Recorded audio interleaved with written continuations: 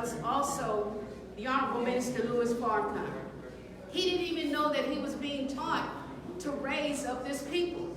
Some of you have had many gifts and talent that you had, but as a result of him coming to the teachings of the Most Honorable Elijah Muhammad, you see how wonderful he is to the people. It's almost like he was designed and tailor-made for a time like we're living in today. Unafraid, bold, courageous, and someone who we see as women that we can attain to when we look at how we should be as believers. So he's not just a man for the men, but he's a man for the women. Yes. And not for us to go and say, oh, I want to be Minister Farrakhan's wife. No, you want to be a believer like the Honorable Minister. You don't need to be his wife. We got more men here that he's rearing and raising up these men to be beautiful men. Come on and teach now. That's right. All praise is due to Allah. And I'd like to also thank, we have our Western Regional Representative, Brother Abdul, Sayyid Muhammad, who's going to be speaking here today. I cannot wait because he just came from, I'd say on high, talking to the Honorable Minister. That's right. You got it. So he got some more juicy words. I say juicy. Some more words that we're going to hear that's going to help us to get further in our development. So I cannot wait. So I'm going to try to hurry up and finish my lecture so you can hurry up and come on down so we can hurry up and hear these words so we can just keep shining like brand new money. That's right. Brothers and sisters, there's a scripture in the Holy Quran that says, over it are 19. And it's in Surah 74, verse 30. Just that one little phrase, over it are 19.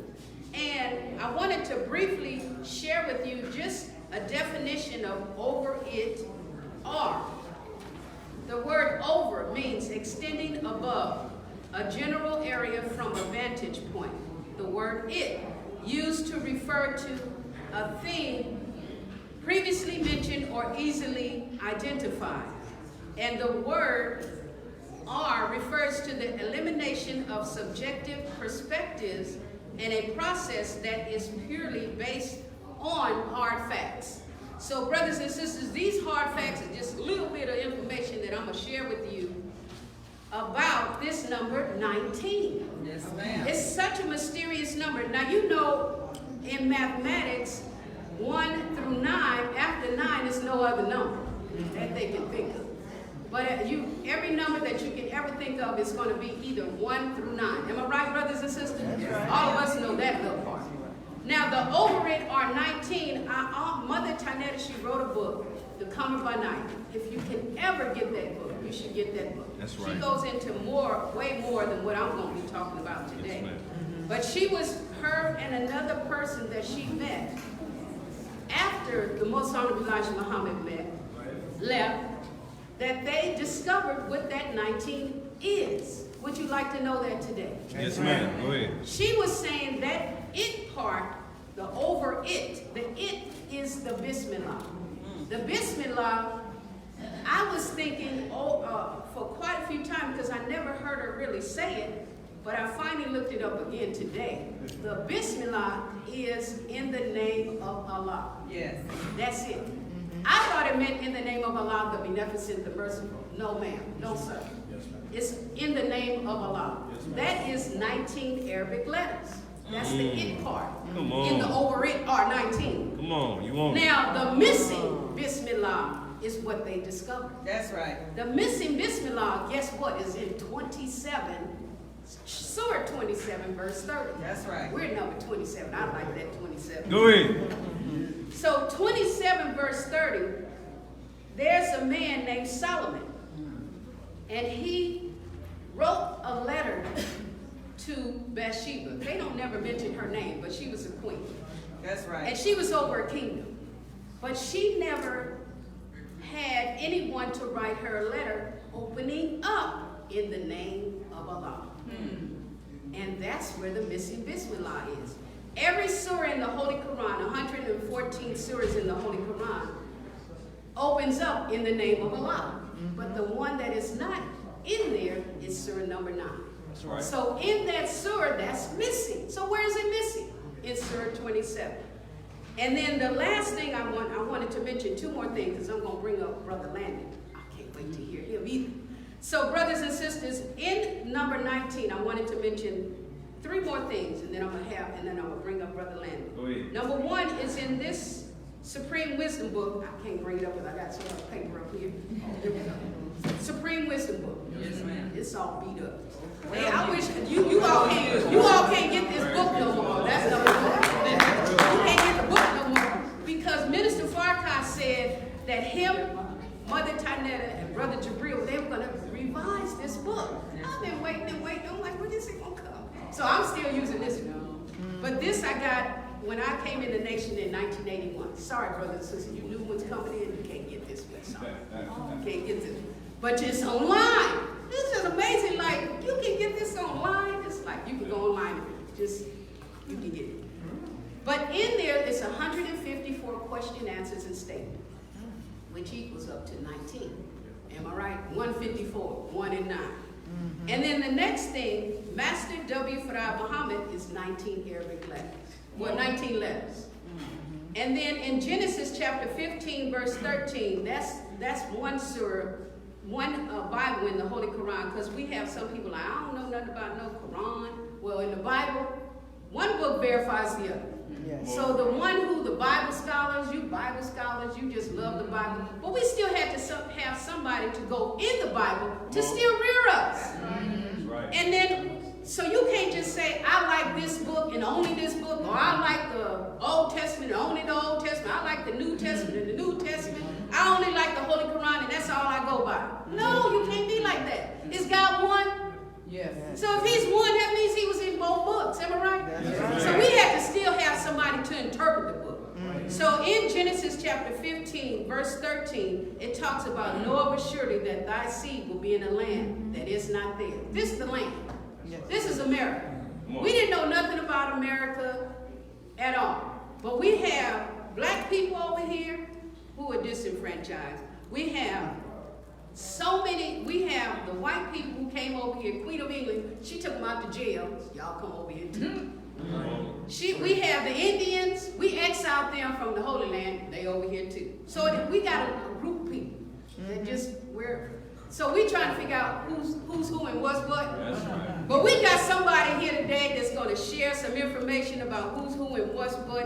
And then the last part is, there's a Great Pyramid of Egypt that relates to this missing person. It's a missing capstone. And that missing capstone, it equals up to 17. And we're missing the 17 million. So I cannot thank Allah very much for Mother Tynetta. I cannot thank Allah very much for this teaching, because every time I find a 17, a 19, or anything related to it, just that hard facts that I mentioned, you need hard facts today. You can't be just, you can't be like that. You need to point to it. You need to touch a microphone or something. But we are the believers in the unseen. But you have to have something to be, something that you're holding on to. So brothers and sisters, we're going to bring up Brother Landon, because he's a young man. So, I'm an older person, but I thank Allah for this young man. So brothers and sisters, we're going to bring up Brother Landon to bring us further into our program. Thank you. Assalamu alaikum. You can go up my dear sister.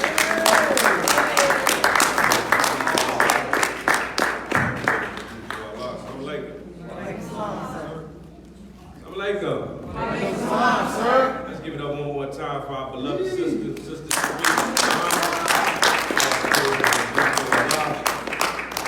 start off in the proper fashion. In the name of Allah, the beneficent, the most merciful, I bear witness that there is no God but Allah, who appeared to us. Yeah, us. Come on. He appeared to you in the person of Master W. Fard Muhammad, to whom praises are due forever, plus 1,000 days as far as I'm concerned. I further bear witness that Muhammad is his messenger, the most honorable Elijah Muhammad, to be right and exact, and down to the modern times. And lastly, I bear witness to the man who taught me about the most honorable Elijah Muhammad, the man who taught me about Master Fard Muhammad, the Honorable Minister Louis Farrakhan, the most beautiful man I've ever seen. I'm not talking about the way he looked. I don't roll like that. I'm talking about the way his character is, the way his spirit is. I'm talking about the actual production that he exhibits, do you understand? And in those 3 great names, I greet you in the words of peace.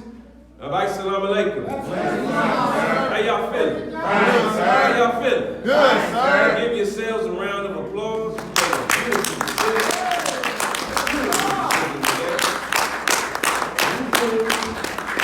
You proved today that you are indeed the smartest people in Los Angeles.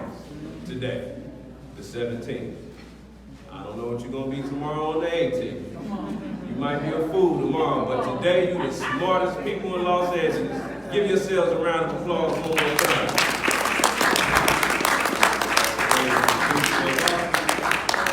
I just want to go over some current events real quick. It looks like your president, Donald J. Trump, look like they're really going to impeach this guy. Hey, all praise is due to Allah.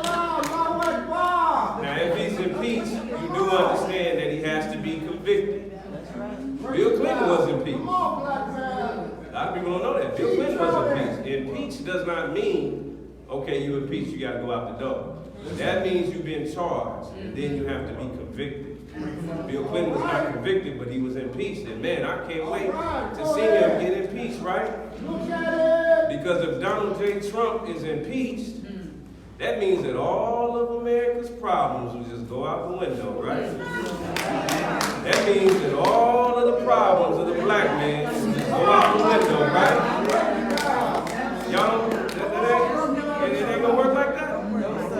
Man, listen, I don't know what y'all talking about. Let me give you a history lesson about Donald J. Trump. All right now. About 450 years ago, Donald J. Trump, 450 years ago, Donald Trump, your president, with his own hands, he built a slave ship called Jesus. Whoa. Come on. He didn't do that? I think he did. I think about 300 years ago, he owned about 1,000 plantations in the South. And he whipped slaves all by himself. Is that right? He didn't do that? Okay, well in 1921, he bombed Black Wall Street all by himself. He didn't do that? Okay, in the late 70s, he cooked the first crack rock. Is that correct? Oh, he didn't do that? Oh, so wait a minute. You mean to tell me that if Donald J. Trump is impeached, all the problems that this country has bestowed on us would still exist? Yes, sir. Wow. Wow. So that means another white supremacist will come right behind him, right? That's right. Man, that's terrible. Man, y'all messed up my day. But with that said, I'm going to bring up a brother who is the worst nightmare, who's going to represent the worst nightmare to white supremacy. The worst nightmare to white supremacy is the Honorable Minister Louis Farrakhan. And representing that worst nightmare for white supremacy is his Western regional student minister, Abdul, Malik, Sayyid, Muhammad. And when he's ready, he's going to come up here and represent that worst nightmare to white supremacy. Is that correct? But I want to say this. I was being a little bit facetious. But we have to stop cherry picking our enemy. Is that correct? We have to stop acting like some are good, some are bad. Let me find the good one. Are there good white people? Of course. I think. I hope. I ain't really looking for one. In fact, when I find one, I'm not going to grab him and bring him to you and say, look at my good white man. When I find a good white man, I'm going to tell him to go back to his white people and teach them how to be like him. That's what I'm going to say. The first good white man that I find, I keep you posted on when I find him. Don't hold your breath. But with that said, now I'm going to bring up the Western regional representative of the worst nightmare of white supremacy, the Honorable Minister Louis Farrakhan. Please receive our brother, our Western regional student minister, Abdul Malik, Sayyid, Muhammad.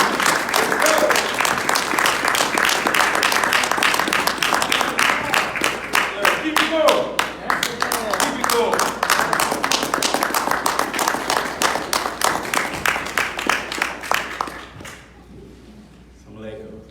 Malik, sir. In the name of Allah, the Beneficent, the Merciful, I bear witness that there is no God but Allah.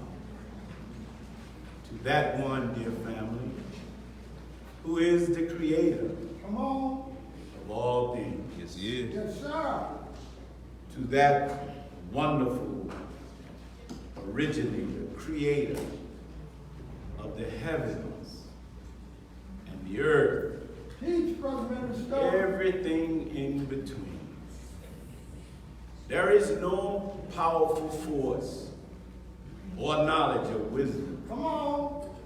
that can equal the knowledge of He who created everything that's in existence. There it is. Yes, sir. There is nothing that the white man have in his world All right now. that he created Come on. that he didn't borrow Come All on, right teach. now. Yes, sir. from what was already here. Go ahead, go ahead. Come on. You may now. say he has beautiful buildings. Come on. Where did he get the brick? There it is. Look at Where did it. he get the iron? All right now. Where did he get the material Come to on make with the it. glass? Break it down. Yes, sir. I'm going to. Yes, sir. Be fired up every week. I'm sure. God has spirit. That's right, that's right.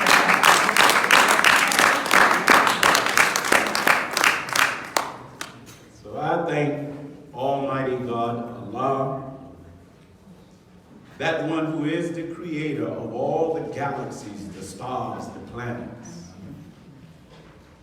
We thank him so much Come on. that out of everything he created, Yes, sir. sun, moon, Look Come at on, it. come on. stars, my There God. it is. Yes, sir. A God who had a purpose for the ant, the bees, even the roaches. Come on, come Good on. now, Brother Actual Minister. fact. You know, black people, we're real familiar with roaches. Oh, God. Right now. Look at it. But there's a purpose for a roach, That's it. a fly, a flea. Now let's go into the ocean, all of the creatures that's in the ocean. Come on. Yes, sir. Fungus.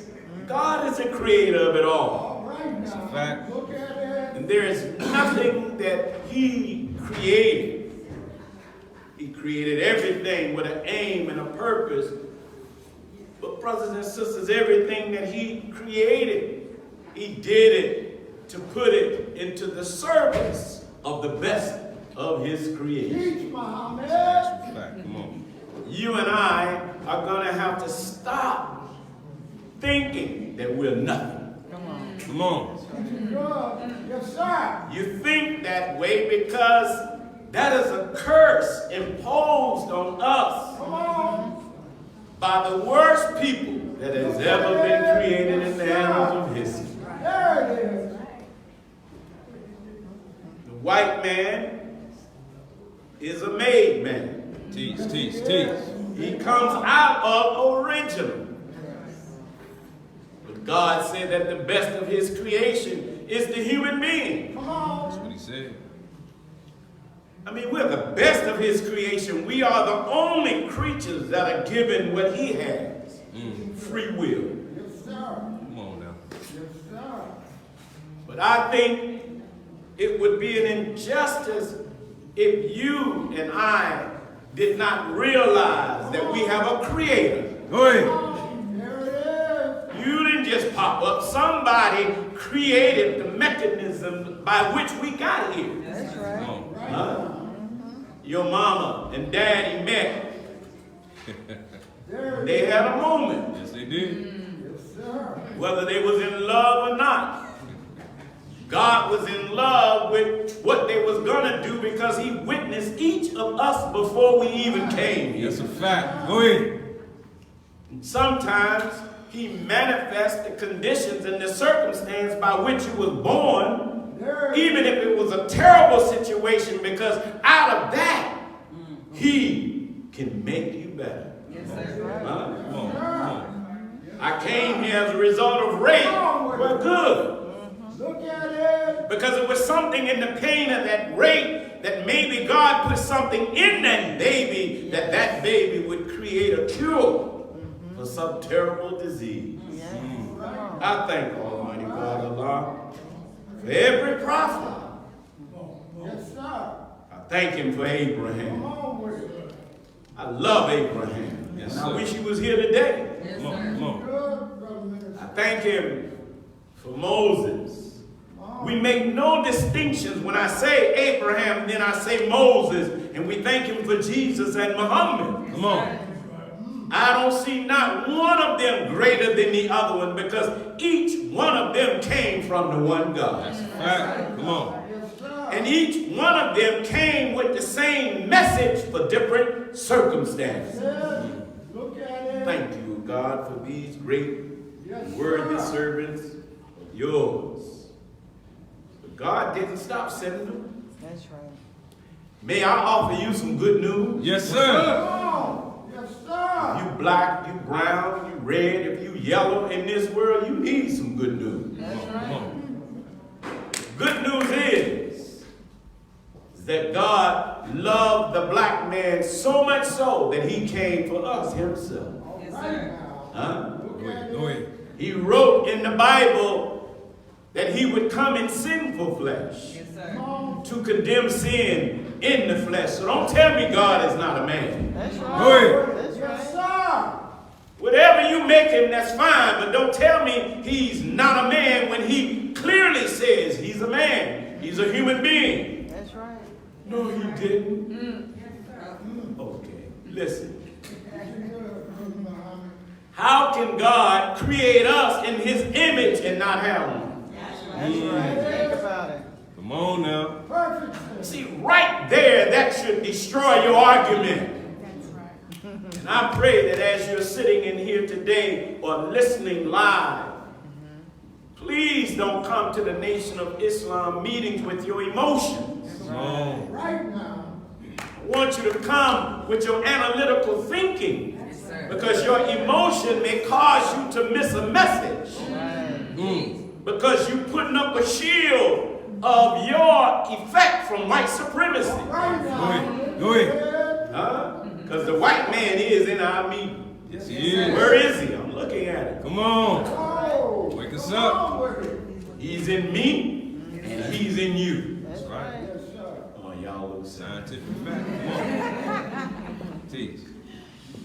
A lot of dark-skinned people in here, but black skin don't make a black people. Come on. Right. Good Teach. now. Huh? Yes, sir. I know some light-skinned people that's blacker than black people. Yes, sir. Look at it. Come on. I represent one. Go ahead. That's right. So I thank God for coming in the person of Master Father Muhammad. Before you reject what I say, just study. That's right. Study. The Nation of Islam job is to teach you, not convince you, not force you. We're just going to teach you, and then you now can use technology and you can fact check us. Come on now. That's right. There it is. Yes, sir. Anywhere you go where people are teaching, you should fact check them. All right Come now. on. Go behind them. Make sure that what they told you was the truth. This is why you can't come to class with emotion. Go ahead. Go ahead. Yes, I thank God Yes, sir. for coming and raising from among us another man you should study. Come on. Go ahead. Look at it. A man that even the white oppressors, I'm getting Good, brother. pretty impressed with Come on. some of the things they do. It's amazing they're allowing you to look at a movie now about Harriet Tubman. Come on. All right What now. took so damn Think long? about it. Think about it. Yes, sir. Come on with it. Harriet Tubman was such a spiritual woman. You can tell that God touched Harriet Tubman. That's a fact. Yes, he Come on. did. Huh? Yes, sir. And Harriet Tubman didn't play, but Harriet Tubman, the hardest job she had was convincing her family to break away from white people. Teaching good, brother Ahmed. Think about this. Think about that. So I thank Allah. Thank Allah for this man, the most honorable Elijah Muhammad, because he is the Harriet Tubman of a modern time. The hardest job he had was breaking you and I away from our oppressor. He said to the white man in the 30s, the 40s, the 50s, the 60s, and the 70s, the Honorable Elijah Muhammad would tell him in their face, you are the devil. That's right. Good. Come on now. Watch it. They never said you a liar. Huh? They just tried to convince you and me, don't listen to that man. That's it. That's Why it. not? Is he lying? No, sir. No. No, sir. Come on. Huh? Oh, I love it. Yes, sir. Yes, sir. In the absence of the Honorable Elijah Muhammad, there's a man on the scene today Yes, sir. that his mere presence puts fear in the hearts of the oppressors all over this planet. Not just here in America. When he goes to Saudi Arabia, when he goes to Europe, no matter where he goes, Yes, sir. the rulers of this world Yeah. fear, reject, and hate the messenger of God in our midst. That man is the Honorable Minister Louis Farrakhan, of whom I hope to represent you today. Don't let your homies and your homies, don't let these Negroes tell you we ain't got no leader. Go ahead. That is a lie. You got the best leader of this time. There is no leader like Farrakhan. If you don't believe me, go put him up on YouTube. Go listen for yourself. Yes. I don't care what your color is. If you love truth, you'll love Farrakhan. Yes. You'll love him. If you love to be taught, if you love to be edified, you'll love that man. Huh? Go ahead. Because he's going to speak to your soul. Yes, sir. She will. But he's going to have to go through your devils. Come on. That's right. That's right. Yes, sir. Teach on that process. Come on. Man. What do you mean he got to go through my devils? He's going to have to go through your devils of sin. Yes, sir. That's right. That's it. Man. Yes, sir. Boy, you got quiet. Yes, you did. I mean, I love being with sinners because I'm one. Yes, sir. Come on. Come on. Yes, sir. Let me just get that off the dribble. Right. You looking at a sinner. That's Right. right. And I know I'm looking at sinners. That's right. Yes, sir. Anybody in here that ain't never sinned commit suicide. Jump off. Go ahead. I don't see nobody committing suicide. Huh? That's right. The Bible says there is none righteous. No, not one. And the Holy Quran said, if I were to punish man for his or her sins, not one soul That's what he said. would be left alive. I don't like the aura and the atmosphere of the church when a preacher tends to think he's closer to God than the people he's talking to. As if I gotta go through him to get to God. That ain't what my teacher teach me. That's right. Huh? That's right. I don't even need my preacher to pray for me. Go ahead. I got God's number. That's I right. can text him myself. That's Come on. right. That's right. Hey. I have a leader that when you come to him and say, pray for me, Brother Farrakhan, he said, hold up. Pray for yourself. Go ahead. You may be closer to God than I am, brother. Why you lazy and want me to call him and you won't? See how they done fix us up to think that we got to go through people to get to God? No, you can go to God in their name. Yeah. Teach. How do I dial God up? Say, oh, God, I ask you in the name of Jesus. Come on. You just got through. That's You can say, I'm coming to you in the name of Moses. right. You just got through. Come on. Come on. You can say Muhammad. You can even say the Honorable Minister Louis Farrakhan. You can say any of those. And in fact, you can say, I'm coming in my name. Come on. He'll answer. You'll get an answer. So you don't need no. It would be good if pray for you. But it will be even better if you pray for yourself. In fact, it's when you pray for yourself, it works better. People ask me sometimes, man, will you pray for me? I say, I don't know, I might. Come on with it. Yes, sir. What do you mean? Aren't you a preacher? No, I'm a teacher.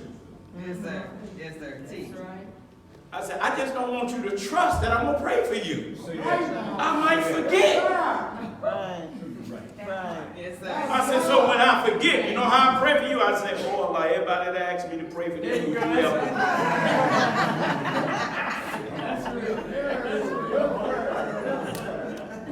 Right? Yes. So that covers everybody. You don't think I'm going to be at home trying to remember your name? Yes, sir. Oh, Allah. I know what she looked like, Allah. She's tall.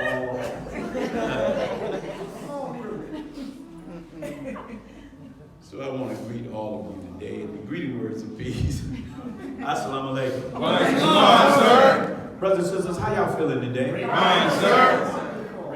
Sirs, oh, I'm so fired up. I just left from the presence of the man of God.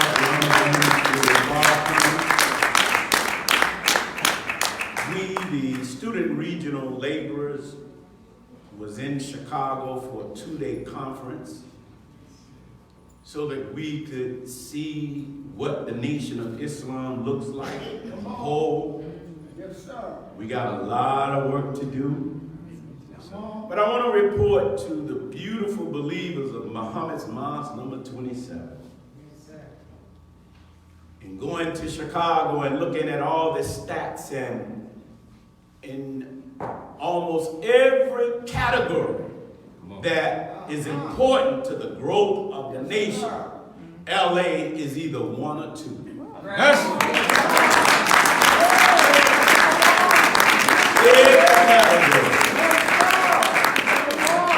First time guests, more converts. I mean, hey, people ain't beating us in the convert. We ain't even got there yet. Come on. So I just wanted to give you that good news and also give you the greetings from the Honorable Minister Louis Farrakhan of Assalamu alaikum. Malik salam, sir. Please return the greetings to the Honorable Minister Louis Farrakhan, sir. And I share. Thank you, sir. Brothers and sisters, man, get you stood up. Thank you for your honor of a man that he's honored all over this planet. And to the members of the Nation of Islam, you don't want to miss Wednesday's meeting. That's right. That's right. Wednesday meetings, we got some beautiful announcements from our meeting in Chicago. By Allah's grace, I'm going to be typing out all of my table notes of expressions of what we heard coming from the mouth of the Honorable Minister Louis Farrakhan. We are at a time where America is in trouble, y'all. Come on now. Come on. Big one. Come on. You say, wait a minute. See, here is where white arrogance get in the way. Yes, sir. When I read the Bible and the Holy Quran, Yes, sir. do you know that in the scriptures, all of the nations of the earth that have been destroyed by God, do you know what the number one reasons for most of those nations being destroyed? It is because they had a people within their countries that they oppressed. Come on. Right now. I'm going to say it again. Yes, sir. From Genesis to Revelation, God has been fighting with wicked countries, governments, and nations. Wow. Huh? That's it. Yes, sir. God has been at war with Satan from the beginning Come on. because Satan made devils. That's right. That's Sir. right. Yes, sir. You know, Billy Graham's wife said it best.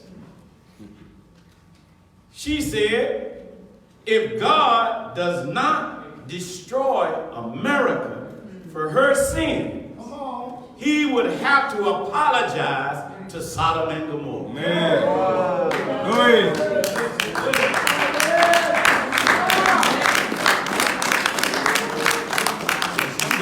Come on. I mean, because these people think they think they ain't getting away. They think, oh, it's a happy day. Come on. Yes. They coming out the closet, the sewage, Come on. See it? out the ceiling. They just showing up. Hey, Go ahead. we got power. Don't you say nothing about us. Your homophobic self. See what my God said to you. I'm not putting down nobody. Because if you black, you brown, you red, and you may have a homosexual problem, but I had a lying problem. That's right. Come on. Teach on that. I had a fornication problem. So for me to look down on your sin, I was a liar, used to steal, sell dope. Come on. Come on. Say it. Sin is sin. That's right. Yes, sir. See? So I don't hate people who have homosexual tendencies. I just want to speak to their soul. Yes, sir. Go ahead. Go ahead. And if I can get in communications with their soul, I don't care about their circumstance. Go ahead. Because if I can get to the soul will agree with science and mathematics. Yes, it will. See? And that's it. So when a brother come up to me switching, I speak to him like a man. That's Right. right. That's right. Brother, what's your name? Well, they call me Delicious. I understand.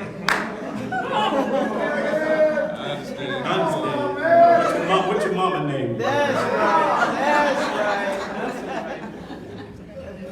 right. See, if you start saying delicious, I ain't going with that. What's your mama called? Right. Oh, my mama called me Paul, Brother Paul. Thank you. That's right. Let me holler at you. I ain't gonna be calling you delicious.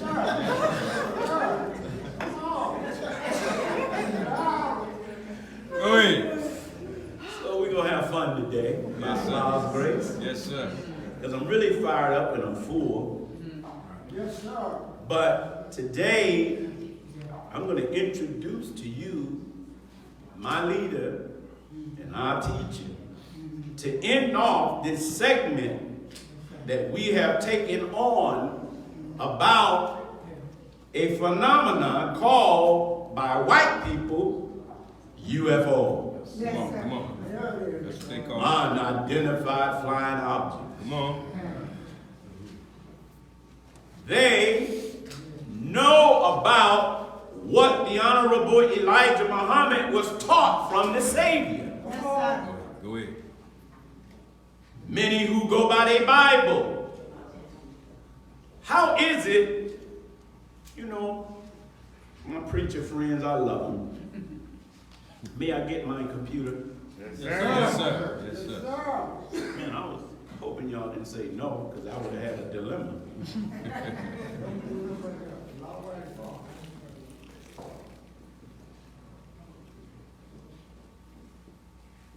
I've been teaching this subject now for 4 weeks, and some of my Christian friends who watch via live on Facebook, man, last week we had 14,000 people viewing. Come on.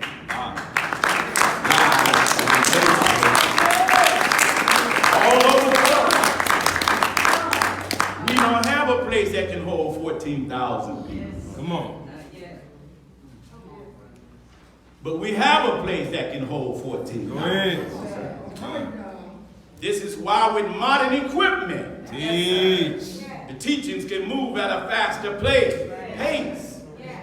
So in the Philippines, there's a group who meet in the Philippines every week with over 800 people sitting listening to Muhammad's Mosque 27 every week.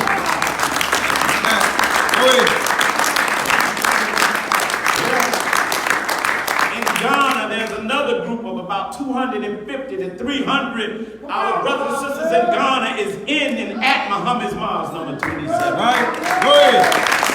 There's a group in Costa Rica, there's a group in Central and South America, there's a group in Brazil listening to Muhammad's Mosque number 27 every week. We say all praise is due to Allah. But they got a white man problem too. Yes, they do. Come on. But in truth, brothers and sisters, this is not even about hating white people. Don't even waste your time. That's right. That's right. That's right. Yes.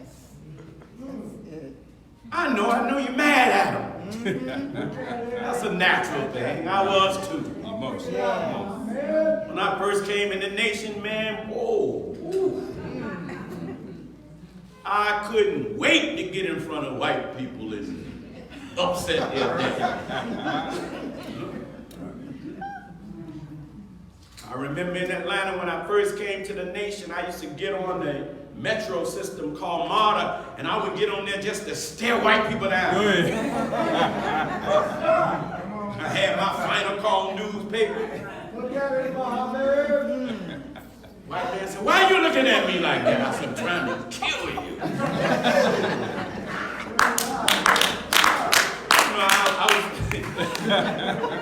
He said, "Well, you can't kill me with a stare." I said, "Well, I'm damn sure trying."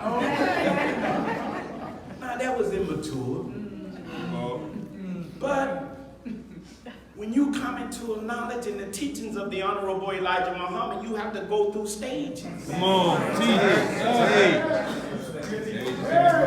Because you're in a world, you're in a white man's world that has beat the hell out of our people and have put us in this condition. So the first sign of life, see, one of the steps to heaven as you're being resurrected. See, when we found you, you was dead.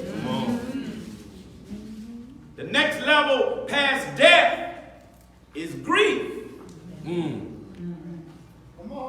When I start studying the teachings and really start finding out who we are, that we was in the Bible, hidden in coded words, you cry over the conditions of your people. Then the next step on the resurrection is anger. Now you're angry. And anger is a fuel and it makes you do something about it. So I used to go, I was so angry, I would go and bring 50 to 100 people to the mosque every week. And I was angry. I went to my mother's house. I started tearing down the white Jesus, the damn Santa Claus. I took Kennedy off the... My mother pulled her pistol out and said, "Nigga." You don't put JFK back up on that wall. Put my damn pork sausages back in there. I was angry, man. That's good. That means that's life in you. It's when you're sitting there doing nothing. You're dead. You're in apathy. So it's one of the stages out.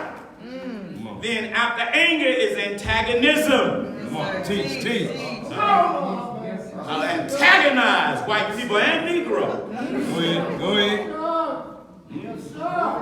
Then there's boredom, and then you get content. Then you get enthused. And then there's a serenity. Come on. You become godlike. Teach. Are you there? Nope. I'm still just right at antagonism. It's all right. So, I thank Allah for this day. Well, brothers and sisters, I'm just going to go real quickly and briefly through what we, as a recap of what we have been teaching.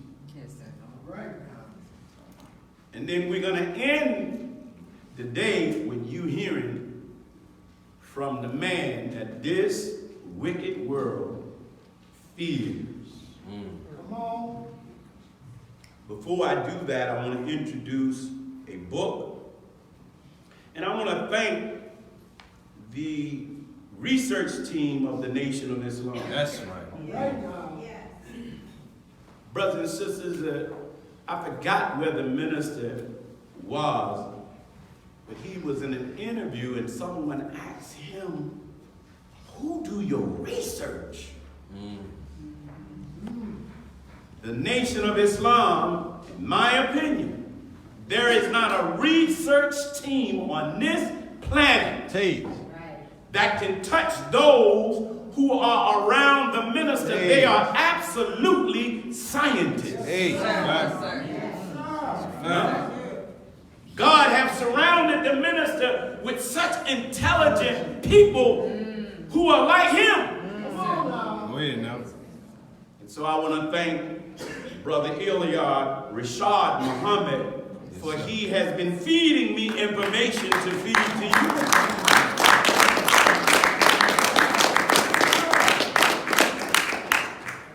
So I want you, and I want to show you where I've been getting all my information. This book, Come on. right here. Where is it? Let me put it up on the screen. Did it come up on the screen? Yes, sir. No, sir. Man, what happened? This is the wrong video, brother. You got up the wrong one, Chief. You got up the wrong PowerPoint. Well, I'm gonna have to fire my tech team. Again. Make sure the one we just did today. That's the old one. But anyway, this book by Brother Ilyar Rashad is titled UFOs and the Nation of Islam. Come on. The Honorable Elijah Muhammad in the 1930s was teaching about this great phenomenon called UFOs, but the nation don't see them as UFOs. Come on. Come on now. These UFOs were seen by Ezekiel, who was born 595 years before Jesus. Come on. Listen. They even put a chapter in the Bible called Ezekiel. Yes. Bring it out. So when my preacher friends call me, thank you. When my preacher friends call me and say, brother, I know the nation, man, y'all believe in them flying saucers. Come on. Come on. I said, Pastor, do you go by your Bible? Absolutely, I go by my Bible. I said, have you ever read Ezekiel? Come on. I said, don't tell me that the Nation of Islam got some weird kind of teaching or weird kind of understanding when you can read the Bible and you believe in some damn dragons with wings. Come on, man. That's right. That's right. The Bible talks about a leopard with wings. Come on. Who's more crazy, you or me? Come on. Teach. Don't tell me things can't fly. Didn't the white man make an airplane? Come on. Come on now. Doesn't he have a stealth bomber? Come on. Isn't he able to send a contraption into outer space? Come on. Sir. Do you think he's smarter than God? Come on now. That's right. Where did he get his wisdom from? Where did he get his knowledge from? Come on, brother. Bring it out. Bust it up. Come on. If God showed up today, he would use modern technology. That's right. Y'all all right? Yes, sir. So I said to the pastors, yep. Did it come up now? Yes, sir. No, that. There we go. This is the book. All right now. You got to order this book. You can go to nationbrothers.com. Yes, sir. Yes, sir. But this book, in this book, brother lays out his research and footnotes, where you can go in his footnotes and get the verification where the government, we have government documents that prove that what the Honorable Elijah Muhammad was teaching That's right. in 1930 is no hoax. Come on. Yeah.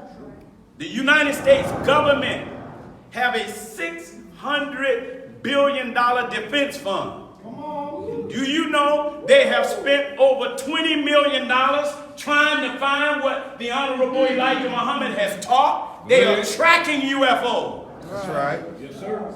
Yeah. So these UFOs, the Honorable Elijah Muhammad said they not some men from outer space. Do you know who's on the UFO? Come on, come on. Black, brown, and red people are on the UFO. Original people. Take.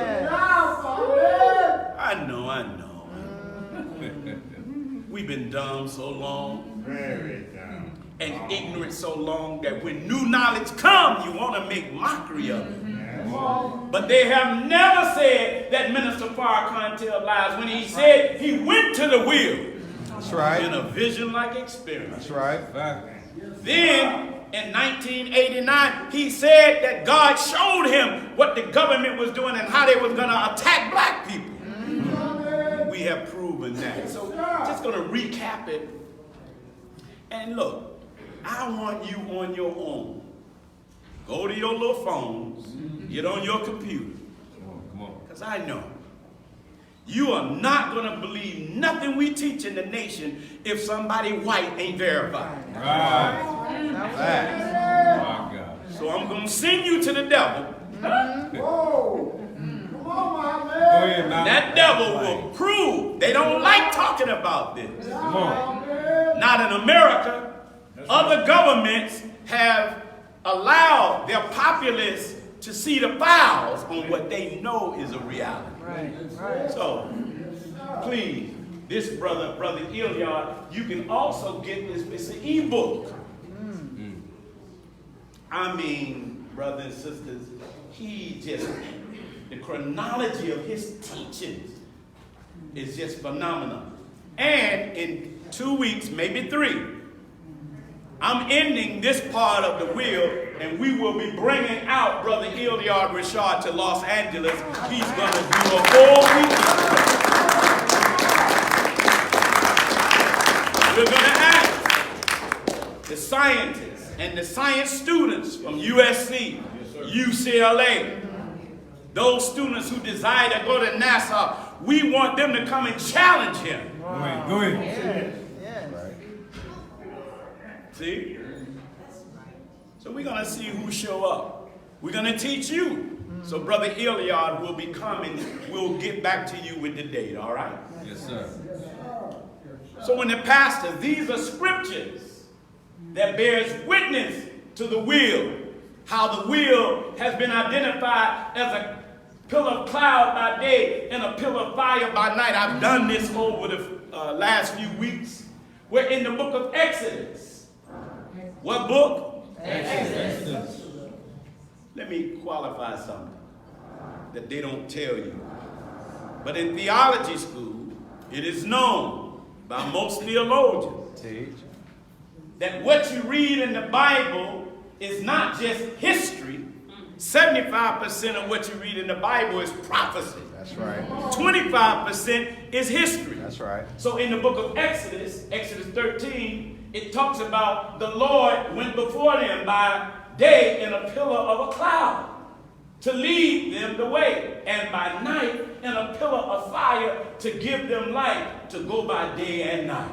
Wait a minute. A pillar of cloud. Now, there's no cloud like substance fly during the time of Moses. Come on. This is talking about right now. So I'm just going to give you a few scriptures. This is in the book of Ezekiel. I sent this to my pastor friends. I said, read it. One of them read it, and it reads, "Now, as I beheld the living creatures, behold, one wheel upon the earth, by the living creatures with his 4 faces. The appearance of the wheels and their work was like unto the color of beryl. And the 4 had one likeness, and their appearance and their works was as it were a wheel in the middle of a wheel." That's exactly how the Honorable Elijah Muhammad was taught. Go ahead. It's a wheel that's been seen in many countries. When they went upon their 4 sides, and they turned not when they went. Now, here's more scriptures. Ezekiel 1. We're going to go through this real quick. Now, in 1942, how many of you heard about the Battle of L.A.? Yes, sir. The Battle of L.A. in 1942, the Honorable Elijah Muhammad for 12 years was teaching about the wheel. In 1942, our government saw these UFOs and went to war and shot at them. That's right. Come on. With artillery. Over 1,400 shots went at these UFOs, and the Honorable Elijah Muhammad laughed at them. That's right. Come on. See that. This happened February the 25th, the day before Master Farad Muhammad's birthday. Go ahead now. In 1942. And you may not believe it, but we went to the Freedom of Information Act, and this general, George Marshall, who was the general, and he was the chief of the Joint Chiefs of Staff over the U.S. Army, in 1942, the next day, February the 26th, he wrote a memo to the president. That's right. To President Roosevelt, admitting that they went to war with UFOs and couldn't touch them. Right. Come on. Come on. You can go get it. Just Google his name. All of this will come up. All right. Come on. In this same year, they arrested May 8th, a couple of months later. Look at who they went and got. Come on. Add it up. He had been teaching on the UFOs, so the FBI agents went and arrested the Honorable Elijah Muhammad, raided his home, and raided the moms. Right. Come on. Teach. Guess who had sent spies into the temples back then? Come on. The Jews. Teach. Come on. That is a fact. Because the Jews, 1% of all rabbis are taught about the wheel. Yes, sir. Brother Ilyad's going to go into all of that when he comes. Yes, sir. Why did they arrest him? Because they was getting ready to go to war with Japan. That's right. Something similar is about to happen to Minister Farrakhan, because lately Minister Farrakhan has been threatening that they're about to start seeing these wheels again. Come on. Yes, sir. Yes, sir. He said, Minister talking, if you don't believe these wheels are with me, arrest me and attack our nation, and they're going to go into action. That's right. That's right. You can take the Nation of Islam for granted. We may look like a ragtag group to you, but we got backup. We got backup. You might not believe it, boy, but that day when you look up and see them, you're going to run to the bar. Yeah. Don't trip. Just give them the greeting. Right. When you see one of the wheels, just wave, Assalamu alaikum. They made the wheel may even make a little motion. I mean, you should be happy. Yes. That's right. That's right. Come on. So when Sister Ava is teaching on separation, in fact, Sister Ava in our national conference meeting, she just bragged about LA. Come on. She said, out of all the cities she went to, LA and the Inland Empire showed out. Yes. Come on. Come on. That we took even the separations subject to another level. All praise. Something is happening in this LA area. That's right. Go ahead. Something is happening to all of us. Go ahead. Go ahead. We're growing up. Yes. Yes, sir. Yes. We're getting more mature. Come on now. Some of us, I can tell, you're going to war with your devil. Yes. You beginning to stop looking and blaming others and say, wait a minute, let me look at my crazy Come self. on. I see it. I see it. Huh? Did nobody make me lie? Okay, back. This is, now, these are government officials I showed you over the week. President Ford believed about the UFOs and wanted the files to be open. Yes, sir. Here, Barry Goldwater was another senator who wanted the UFO files open to the American public because they know that one day they're going to be seen, and if the American public don't know about them, it could cause a national security risk. It's Barry Goldwater. I mean, a lot of words you can go back. Jimmy Carter, look at what he said. If I become president, I will make every piece of information this country has about UFO sighting available to the public and the scientists. I am convinced that UFOs exist because I've seen one. Come on. That's what he said. This is President Carter. But once he got elected, men in black showed up. Say, you ain't saying nothing. Go ahead. Little punk. You just the president. You don't run that. Come on. Presidents don't run this country. T. The Rockefellers, the DuPonts, the Rothschilds run this country. Fact. Actual fact. President Trump is just a manager. Go ahead. He's a billionaire, but he ain't got Rothschild money. Come on. That's a fact. They can buy him. Y'all all right? Yes, sir. So real recap, because I'm about to introduce you to a man. I want you to look up Dr. Greer, the study of extraterrestrial intelligence. This is a group for years that have been studying the UFOs, but what has been missing from this group, they are guessing. That's right. And the Honorable Minister Louis Farrakhan said, why don't you come and sit with us? Yes. That's right. Because in the nation, we are not guessing about the wheels. We know about the wheels. That's right. How many of you believe you've seen them? Man, I ain't seen one. I don't want to see them. I don't want to see them little ones. I don't want to see that big one right now. Right. Come on. And I got to get a little bit more righteous. Tell them about the shit. You know what I mean? You might scam me and kill me on the spot when you pick up on some of these thoughts out here. Y'all all right? Yes, sir. These are the countries. We went over all of these countries.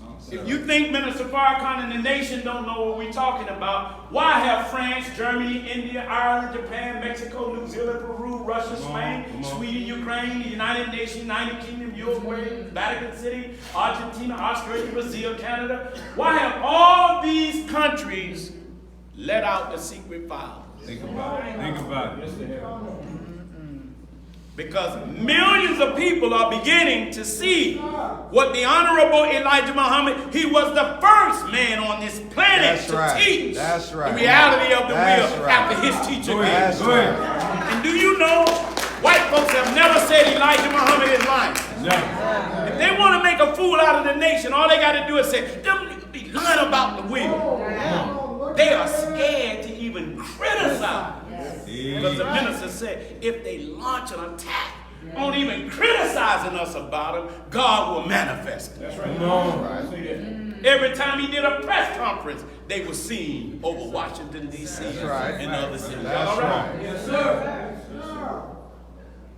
48% of the American people are not sure that UFOs exist. 79% believe it is a government cover-up, meaning 237 million people in America do believe it's a government cover-up. So the nation ain't alone.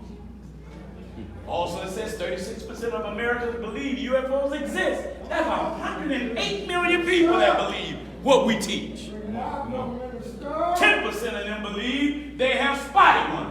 I ain't in that number, but 30 million have seen one. One day, I'm hoping I'll see one. Now, this is from the Librarian Files. In 1985, Minister Farrakhan was invited to a press conference that Brother Kwame Ture and other nationalists was having in Washington, D.C. He was in Phoenix, and the day that he flew out of Phoenix, there was a UFO sightings. Yeah, this is them. This is, you can go to the Librarian Files. It says, unidentified flying objects, UFO, sightings reported in Tucson. October the 7th, the Honorable Elijah Muhammad's birthday, 1985, Federal Aviation Radar operators at Tucson International Airport reported tracking 15 groups of aircrafts, at least 60 in all, as they flew from Opera Valley area in the southwest across the city and out through Reddington Pass. That's the flight path the minister's flight took leaving out of Vegas. Go ahead, yeah. You can take it or leave it alone. I showed you how J. Edgar Hoover was trying to stop the rise of a black messiah. Yes, he was. Come on. And how J. Edgar Hoover and his government was paying other entities like this demon, Dr. Harry Bailey. Go get that tape from last week. Dr. Harry Bailey was paid by the CIA to come up with a drug that would cause black men to lose speech, lost sensitivity to pain, lose your memories, and lose your willpower. When you smoke weed, you ain't got no willpower. You can't talk. No. You desensitized to killing other people. You feel no pain. When the minister said they was coming up with a plan to attack the black youth, particularly the gang members. Come on. Then I showed you last week when Nixon was the first president to start a war on black people. Come on now. In turns, he did it out in the open, but he tricked us with language. Come on. And look at what he said. Look, we understood we couldn't make it illegal to be young or poor or black in the United States. See, why is his emphasis on the young and on the poor and on the black? Think about it. That's right. Have you been watching the elections? Come on. Have you been seeing the Democrats? Come on, you had it. You had it. T. Biden. You been seeing them demons? Yes, sir. Look at who they're talking to. The middle class. They never say nothing about what they're going to do for the poor. Never. Because there's a war on the poor. That's right. Exactly. They're trying to get rid of the poor, so our group don't even exist. Even poor crackers. Come on. Look at what he said. He said, look, we understood that we couldn't make it illegal. They wanted to make it illegal to be poor. Or young, or black. Wait a minute, you was intending on making it illegal to be black in the United States, but we could criminalize, we could do what? Criminalize their common pleasures. Meaning, take what they naturally do in their culture and make it criminal. That's right. Come on now. Black males, young people like to hang together in groups. Come on. Let's call that gang. Come on. Let's start gang injunctions. Yeah. Because once they set in gang injunctions, they brought back Jim Crow in a new way. Come on. Look at what he said. He said the whole problem in America, this is in 1972, is really the blacks. Damn, we your whole problem? That's what they said. Go ahead. He didn't think this way. He got voted in. Go ahead. Come on He now. had over 100 million people believe in that too. Right. He said the key is to devise what? A system that recognizes this while not appearing to. Man. Come on, let us deal wisely with them. Lest they multiply. Huh? Jeremiah said, my people is like a lamb or an ox that is brought to slaughter, and we knew not that they had devised devices against us, saying, come on, let us cut them off from our people. Tricky.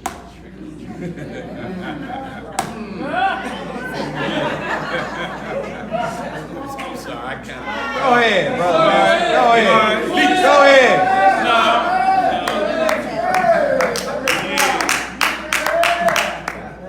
I showed you when the minister gave his press conference and he talked about the presidents who were staging a war on the youth.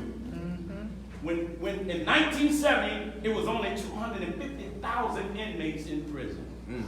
President Nixon ran a campaign called War on Law and Order, where he was against the civil rights movement. He called the civil rights movement, listen to this. He said, Dr. Martin Luther King is the #1 threat. A man who's saying, love y'all crackers. A man who's saying, grab Heather's hand. Right. And walk hand in hand and look at Heather in her blue eyes. Jeez, man. And you've been walking in hand with Heather too, brother. Looking at her blue eyes. You gaze into them white girls' eyes, they just blind you. Come on. Why are you even looking in her eyes? Because if you look at a white woman really and look right in her eyes, you can really see her soul. Ain't nothing she can give you back. But when you look into the eyes of an original woman, Come on. you can see the universe. Her eyes look just like the background of the universe. Come on. Brother said, damn, I ain't never looked at nobody in the eye. Okay, let's go on. Ronald Reagan. First press conference the minister had, he brought out Ronald Reagan's name. He said, on the wheel, the Honorable Elijah Muhammad told me that Ronald Reagan was planning a war. Well, look at what Ronald Reagan, he said, a war on drugs. Drugs was a code name for young black people and brown people. There was not even a drug problem in America. He created a drug problem. Go ahead. He sent this boy out of the north, brought crack cocaine into Los Angeles. That's a fact. Come on. So he started a war on drugs, and then he increased the budget of the FBI from $8 million to $95 million. The Department of Defense from $33 million to $1 billion. The DEA, because they were setting us up. Right. Yes. And they practiced it in LA, and then they spread it. Fact. Why did they start in LA? Because there's something special about the U.S. Yes. This devil is a scientist. He don't do stuff to just do it. And then they sent this dog. Go ahead, do it. I think he has dementia now. Yeah. Oh, I hope he get lost. Come on. Just wander in South Central. That's right. What's your name, fool? I don't remember. I think it's Oliver North. Where you live, fool? Come with me. He looked like a devil, don't he? He followed Ronald Reagan's plan. That's what he did. Under George Bush Sr., he too had a war on drugs. And he, at one time, remember, he headed up the CIA. That's right. Come on. Under that Bush, that's this Bush, this one, AIDS came. Yeah. Come on. At Fort Detrick, Maryland, it was under the CIA and his control how AIDS started spreading in the black community. They talking about it came from some monkey. It didn't come from a monkey. It came from a laboratory. That's right. That's right. Ready made. Come on. It's his son, Baby Bush. Come on. Baby Devil Bush. Yeah. That's it. Little low Devil Bush.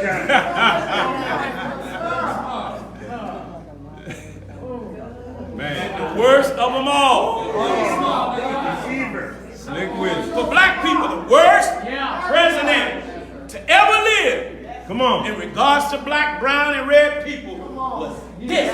Slick with Bill Clinton did more to damage us than any other president. Now remember, let me go back to something. Let me see. Here's some numbers. Oh, I forgot to tell you. Under Reagan, remember, 1982, 1970, it was only 250,000 what? Inmates. Look, in a short period of time, in 12 years, it was 1 million under Reagan. Man. Watch it. Come on. Come on. Meaning, prison industrial complex increased by 700%.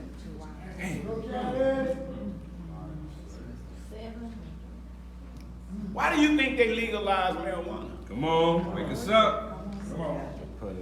They legalized it, but it ain't legal. Right. Listen.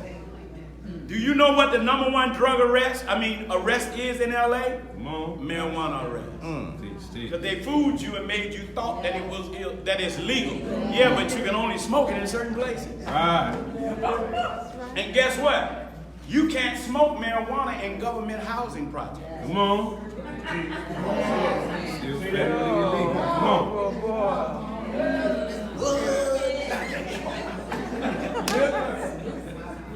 Under the one strike law, the whole family can be evicted. Come on. Teach them that trap. Yeah. Man. I'm gonna bring Dr. Wesley out, inshallah, in January or February. He gonna go in there. Yes, sir. Let's get back to the slick one. Come on. Under him, his bill, or he ran on the campaign, I'm gonna be tough on niggas. But see, these are code words. Crime, drugs is only synonymous to people of color. Come on. That's right. Dog whistle. He said, I'm going to be tough on crime. Well, white people commit crime. But they didn't go in prison. These are all of what these are the 9 entities of what he did. 3 strikes was one, and the 1 strike law that he established in HUD. He also got rid of welfare. Yes, he did. Come on. Yes, he did. Yeah. Peace. You couldn't get welfare and not have a job. You had to give a job, and then under the welfare, he made these mothers say who their fathers were of them damn babies. Yep. Come on. Huh? Y'all all right? Yes, sir. Now look now, remember, 1982, it was 1 million people in prison, but when he became president, it's now over 2 million incarcerated. Come on. Clinton put over 1.2 million, and out of that, 70% was black. Come on. Teach. He was so wicked, he wanted to prove that he was so against crime, he went to Arkansas to witness the death of Ricky Ray Rector when he was put to death in prison, and the brother was retarded. Yes, sir. That's a fact. Y'all all right? Yes, sir. President Clinton, he set up a deal with Wall Street. Man. And all of these companies start setting up private businesses. We went into this. Listen. Yes. Pay attention. And under Clinton, he made all of these businesses profitable. So if you support any of these entities, Come on. you're supporting slavery. Come on.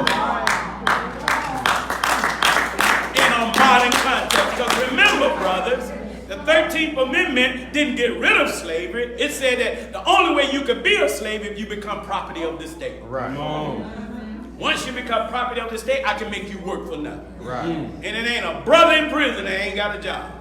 That's right. Full It's full employment Come in on. prison. And then when you get out of prison, you can't even work for the company that you Right. That's a damn shame. Y'all all right? Yes, sir. So profits went up from 1980 to 1994. Profits went up from 292 million to 1.3 billion. Y'all all right? Yes, sir. We went over this last week, the new plantation. Then we showed 1925, the prison population was less than 200,000. And in 1970, that's when it started going up in a In the book of Isaiah 42 and 22, it talk about us. But this is a people robbed and spoiled. They are all of them snared in holes, and they are hidden where? In prison houses. They are for prey, and none delivered for spoil, and none saved. You don't hear none of the presidents say, let's restore the prison. Come on. Let's fix them since we helped break these black and brown people down. They owe it to us. Yes, they do. Go A ahead. brother coming out of prison and he's putting together computers. He works for Dell, but when he get out of prison, he can't go get that job. That's right. We should shut this crap down. Go ahead. Yes, sir. Y'all all right? Yes, sir. Now the brother get out of prison, he go back home, he can't be a man. His girl is working, Nene and Shaniqua is working, and they know when he go home, he ain't gonna be able to find a job. They hoping he get frustrated because nigga, you'll be back. Set up. Get out of prison, they don't even have a driver's license. I should wonder why brothers having the girls drive them around. They can't get driver's license. Man. My God. That's criminal to me, bro. It is. I done did 20 years and I can't now get a license. I can't vote. Y'all all right? Yes, sir. What did they say they hit us? Prison. And none said what? Oh. This is how we were sold into prison in the old times. This is how we went into prison and slavery in the new times. This was a slave ship that brought us into America. This is the slave ship that take us to Pelican Bay. That's Come right. on. Shoe program. Right down to the modern times. Come on. You were chained with your brothers, even other tribes you used to fight with in Africa. You're trained and chained together with tribes that you fight with in LA. When I'm on the freeway and I see one of these buses, I be wanting to see if I can knock one of them over. Come on. And open it up and free the brother. Come on, brother, we going to freedom. Oh, yeah. Who are you? I'm the new Harriet Tubman, brother. Oh, yeah. Where we going? We gonna go through Mexico. That's right. Y'all all right? Yes, sir. This is how they stacked us in slave ships. This is how they stacked us in prison. Ain't no difference. Nothing has changed. The minister is on it. He said, I got it from the wheel. Yeah. Look, top 15 states spending more on prison than education. Man. Wow. California, they spend $11,000 per student for education. Look at how much they spend per inmate. $64,000 per inmate. Number one. That's how much money is being made off you. They get. Can you? $64,000. And New York is $69,000. More money on prisons. All of this happened under Clinton. Yes, sir. So I bring you back to this book. And in the short future, we're going to bring one of our top scientists. We're going to bring one of our top students on the subject of UFOs, Brother Iliad Rashad. And we're going to invite some of the top minds from USC, UCLA. They probably ain't going to show up. Come on. They scared. That's all right. But we're going to find the top. If they don't show up, we're going to put a picture on a chair as if they are there. I like that. Yes, sir. We're gonna put the word they punked out.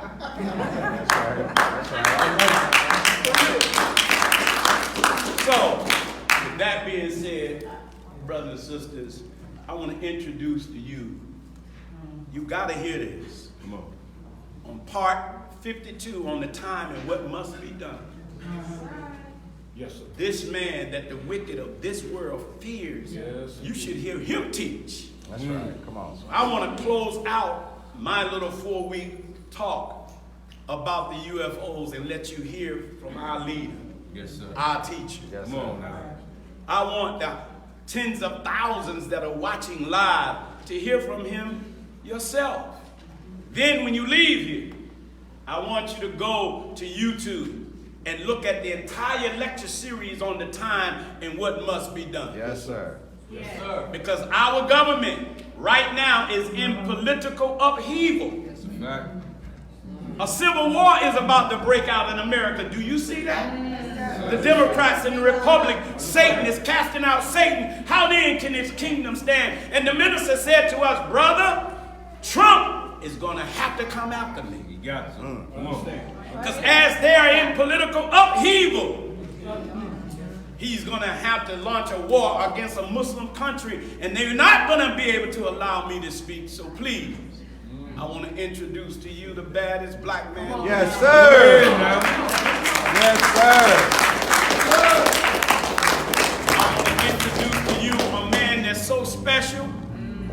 I want to introduce to you a man that took every one of us that's in suit and bow tie. We were crazy as hell. And when we came into the nation of Islam, we was changed in the twinkling of an eye. And when we go among our people, it blows us away. God shows us how powerful he is when we go among people and they show respect. It blows me away. I go among killers and they don't want to kill me. I'm like, what is it about us? Come on now. Huh? When the MGT, when you go to the streets, nobody calls you whores. Nobody calls you bitches. Go ahead. Something is happening for us, and we're going to introduce you to the magnetism of the man that brought all of us out of death into life. Go ahead. I introduce the honorable minister.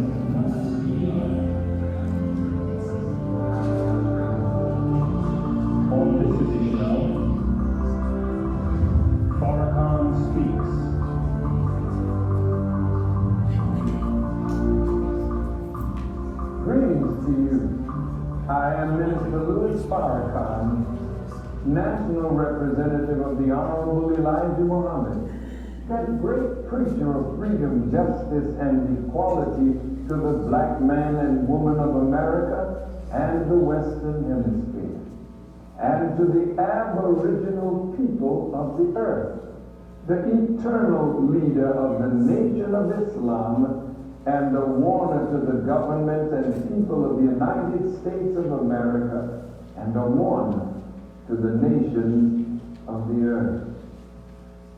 The Honorable Elijah Muhammad started learning and teaching of this great wheel called the mother plane around 1932. 10 years later, in 1942, after the Japanese attacked Pearl Harbor, the temple, as it was called at that time, was raided by law enforcement officials under the guidance of the FBI. The Honorable Elijah Muhammad's home was also raided, and the teachings that Master Farad Muhammad had left with him were taken from the home and the temple. Later, he was questioned by the FBI on the drawing of the wheel and his writing about it that they had taken from the temple. And he explained to the government of the United States and to the FBI its aim and purpose, who made it, and why it is now above America. The Honorable Elijah Muhammad said it was a masterpiece of mechanics and engineering, and that nothing like this has ever been seen before. That's right. The Honorable Elijah Muhammad said it is the greatest military weapon ever developed in the annals of the history of Allah, God, and man in this universe. He said that the vision of this wheel was seen thousands of years before it came into being or became a reality. He said that this weapon was made for the purpose of destroying this present world in the final battle with the forces of evil that had ruled our present world. Some of the prophets were given the ability to envision it and were terrified and overcome by the majesty of such a dreadful weapon that was the greatest mechanical object ever made. A masterpiece developed by the master to assert his mastery, that he had come to set down the tyrants that had ruled humanity for 6,000 years, and to set justice in the earth, and to set up a kingdom of peace on this earth that would never be destroyed. The Honorable Elijah Muhammad said that this great wheel was made for military purposes, for it was to engage in the great battle in the sky that would end this world and usher in that world that the prophets exclaimed would come at the end of the 6,000-year rule of the enemy of Allah, God, and the enemy of the aboriginal people of the earth. Moses was guided and protected by this cloud that was a pillar of fire by night and a cloud by day. But no such wheel was in existence in the time of Moses. So what we read of Moses and this cloud and fire and light coming from this cloud to part the Red Sea and destroy Pharaoh's army did not happen like that 4,000 years ago. But that was a prophetic, symbolic picture of the end of this world and the destruction of the armies of this world and the power that holds sway over the people. Again, This wheel that is sometimes called a chariot came down and picked Elijah up. That did not happen with Elijah the prophet. But Elijah in the book of Kings was a sign of the Elijah that would come at the end of this present world. So there was the chariot that picked up Elijah, and the cloud and the pillar that guarded and protected Moses, and the vision of Ezekiel of a cloud by day and a pillar of fire by night that was so dreadful that he cried out in exclamation, "Oh, wheel, oh, wheel." And the last person or prophet that a cloud or wheel is mentioned with is Jesus, but not the historical Jesus. Some of the disciples saw Jesus going away in a cloud or a wheel-like plane. And it is written that the same Jesus that was seen going away in this manner will come back in like manner in the clouds of heaven. Well, men don't move about on clouds except in planes. And this plane, as the Honorable Elijah Muhammad taught us, is made like a wheel. Not that it is a wheel, but it is made like a wheel, circular in motion, circular in make. So we have Jesus, Moses, Elijah, and Ezekiel. The Honorable Elijah Muhammad, in an August 24th, 1973 article in the Muhammad Speaks newspaper writes, quote, "It has been over 2,000 years since the revelation of the book entitled Ezekiel. The Bible scholars are a little confused over an exact date of Ezekiel's vision of the wheel. Some of the Bible scholars are actually doubtful as to whether or not there was an Ezekiel living or not. They arrive at their various conclusions concerning the book of Ezekiel and whether or not he was a living prophet, or whether the book of Ezekiel is a vision of a prophet or not, because of the style of the writing of the book. Ezekiel is called a priest in the first chapter, the 3rd verse of Ezekiel in the Bible. One of the definitions of a priest is a descendant of the family of Aaron. Aaron was a type of the priesthood of Melchizedek, who was an eternal priest with no beginning of days or ending of years. Now let us look at this wheel. Since it really wasn't in existence during the time of Moses, who lived 4,000 years ago, it wasn't in existence in the time of Elijah in the 9th century before Christ. And it did not exist during the time of this one named Ezekiel, and it was not in existence during the time of Jesus the prophet. But it would become a reality in the time of the one that Jesus prophesied would come after him in the last days of this present world. Let's look at the book of Luke, the 9th chapter, the 28th to the 36th verse. About 8 days after Jesus said this, he took Peter, John, and James with him and went up onto a mountain to pray.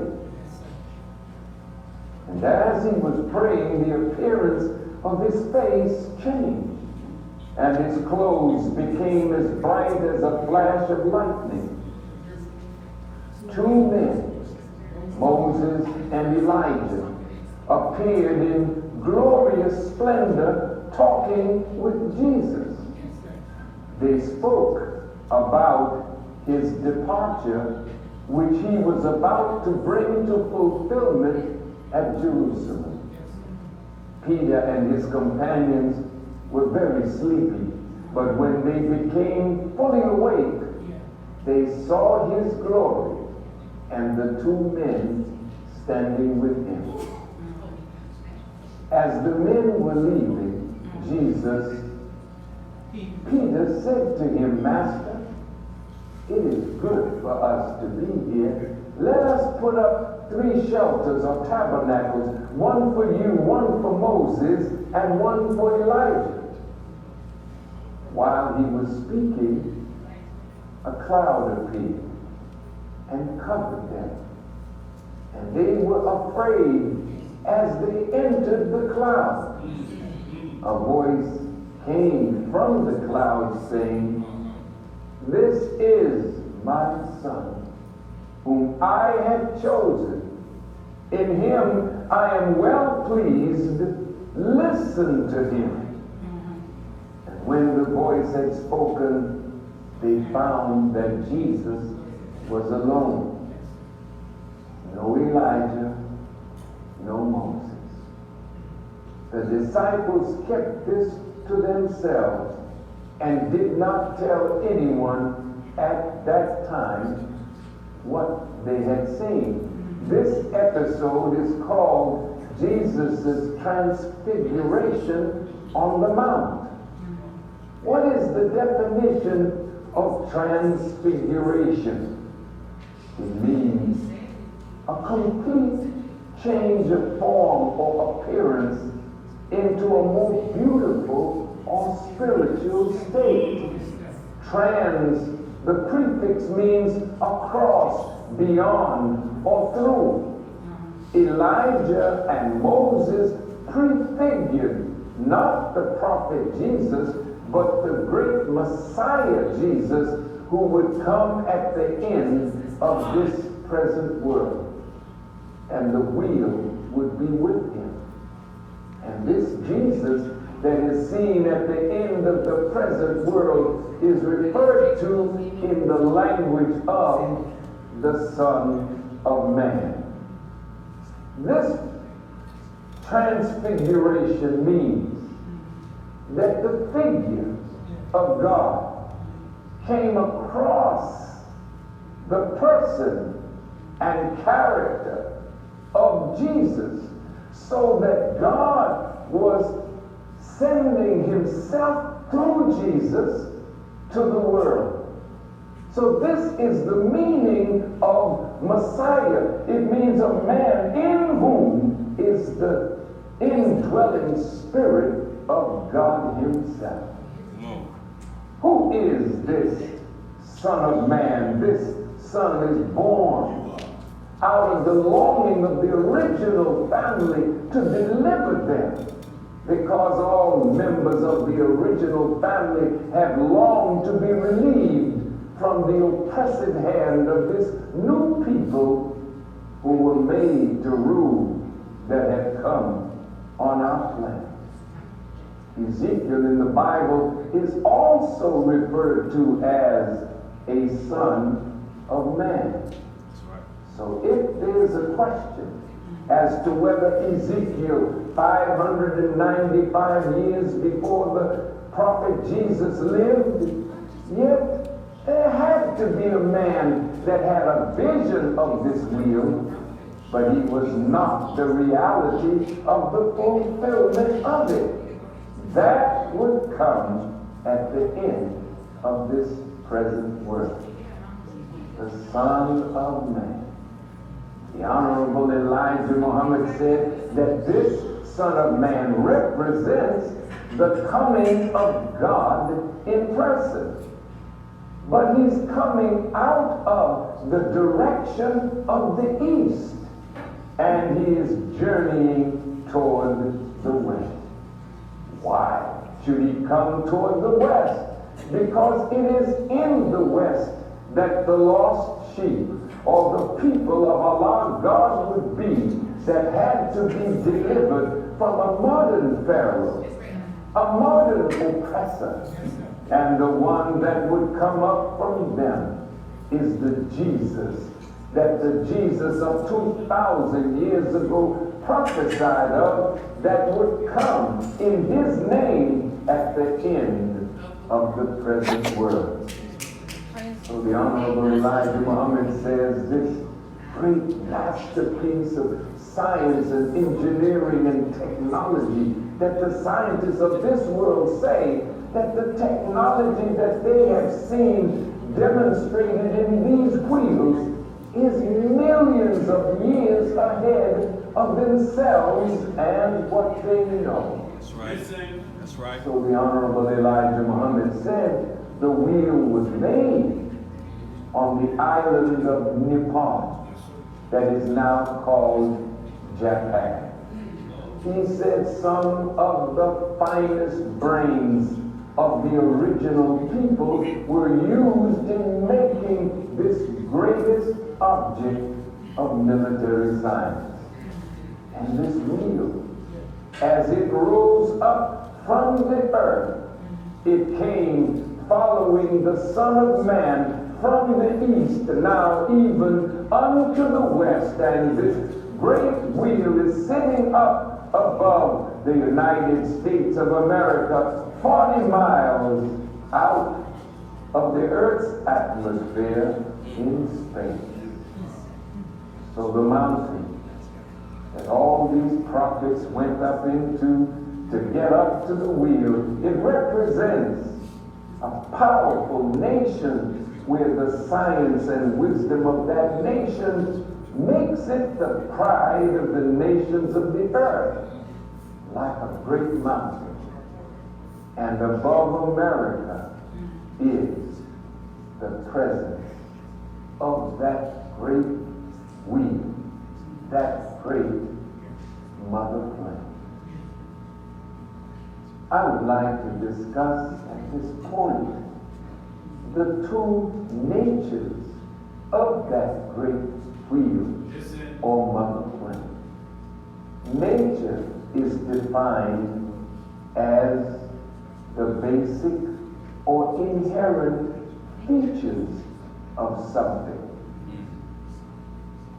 You know, when Moses said to Pharaoh, I present before you this day two signs, one of life, one of death, one of blessing and one of cursing, and he gave the people of Pharaoh the chance to choose between life or death. And Moses encouraged Pharaoh to choose life, that you and your seed may live. So it is with that wheel that is above our heads. Come on. When you understand the two natures of that wheel, then the government and people of America and the people of the earth have to choose now between life and death, between blessing or cursing. So it was with Elijah. So it was with Jesus the prophet. Every time these men came, the kings and rulers and the people of that day had a choice to make between life and death. The Honorable Elijah Muhammad said that Jesus was the last prophet to the Jews. He offered them life, and he warned them of the end of their civilization. Unfortunately, they rejected him and sought his death. So today, in the time of the presence of the great Messiah, you are offered again the choice between life and death, between blessing and curse. But first, I will deal with that nature of the wheel that brings death and absolute destruction. A destruction so terrible that it is written in the Bible that, behold, the day cometh that shall burn as an oven, and all the wicked and the proud will be dealt with, and they will be as stubble, and God will root them out and leave them neither root nor branch. So terrible would his destruction be. And America would be like an oven. I'll talk about that oven at another time, but suffice it to say, the Honorable Elijah Muhammad said, the wheel was made for the purpose of the destruction of this present world. The armies of the world, the rulers of the world, the people that go along with wickedness in the world. That's death. The wheel comes in the time of Elijah, in the time of a great and dreadful day, a day with two different dispositions. In the book of Malachi, meaning my messenger, it reads, behold, before that great and dreadful day of the Lord, I will send you Elijah the prophet. And he will turn the hearts of the children to their fathers, and their fathers' heart toward the children, lest I come and smite the earth with a curse. A God with powers is present that can give you life in abundance or bring about complete death and total destruction. The Honorable Elijah Muhammad, in a May 25th, 1973 article in the Muhammad Speaks newspaper entitled Ezekiel's Wheel, the Mother Plane, the Battle in the Sky, he writes, quote, the Bible and Holy Quran, both books refer to the final war between God and the devil that would be decided in the sky. The Caucasian people were given the authority and power and 6,000 years to rule us, the black nation of the earth. But at the end of 6,000 years, there would be a great time of trouble and a great display of the signs of this final war between God and the enemy of God, the devil. These signs would serve as a warning to us and what you may expect. And as we see today, these signs are coming to pass. And all of the other signs and prophecies of such signs appearing just around that time of the ending and destruction of the world of evil and the enemy of God and the displaying of these signs, as Jesus mentioned, some in the heavens and some of these signs on the earth, and the preparation to be made for a final battle between God and Satan and his minions. The enemy has conquered both land and sea travel. The sea used to serve as a barrier against him, but now the enemy has conquered the sea. The enemy now can go over the surface of the sea in the worst of storms, and he can go through her with undersurfacing boats as well, that you call submarines. And now the Caucasian has cast his eyes into space, to the sky, to conquer it. And he is doing that. The enemy, having knowledge of what they may expect today, are spending billions of dollars on space travel. He has now brought the moon to him and has seen some of the stars. But the main thing I guess you are thinking is, can he win against Allah God? If Allah God and his prophets have foretold the outcome of this battle of the sky, it is impossible for the enemy to win. What makes it impossible for them to win is because they have not the power of the forces of nature. While the power of the forces of nature is in the hand of Allah, making it impossible for the enemy, Satan, the devil, the wicked, to win in a war of this sort. No, the enemy cannot win against Allah God on earth. So why waste billions of dollars to fight against the God who has power over the heavens and the earth? The Honorable Elijah Muhammad continues in his writings, and he asks the question, why all of this hurry to try to ascend into the heavens for a close-up peek into the planets when you are destined to be defeated? Both books, Bible and Holy Quran, prophesy of a great defeat for you. The Holy Quran refers to the heavens as being a guarded canopy and warns you that they have a flame waiting for you. In the Holy Quran, chapter 72, verses 8 and 9, it reads, "And we sought to reach heaven, but we found it filled with strong gods and flames. And we used to sit in some of the sitting places thereof to steal a hearing. But he who tries to listen now finds a flame lying in wait for him."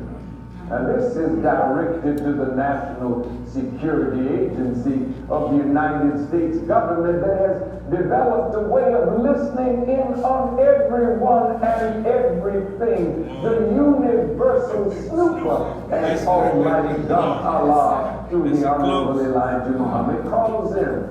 But oh, NSA, you're trying to get a hearing on that exalted assembly. But you find waiting for you a flame.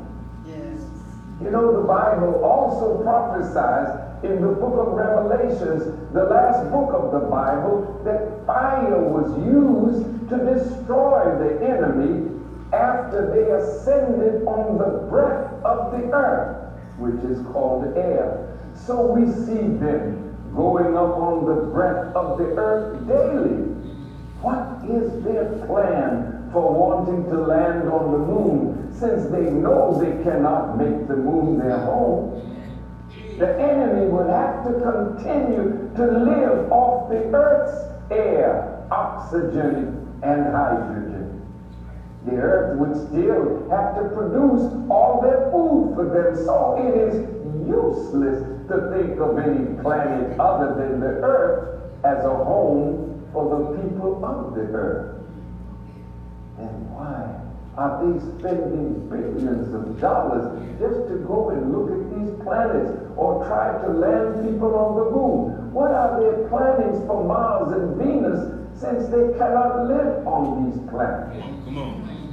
They think these planets serve as great fortifications of God, and they could cast their bombs on these planets and destroy them? Or do they fear attacks upon themselves coming from these planets? No, this is not necessary. The enemy is not that great in the eyes of Allah God. The earth has all the weapons necessary to destroy this enemy.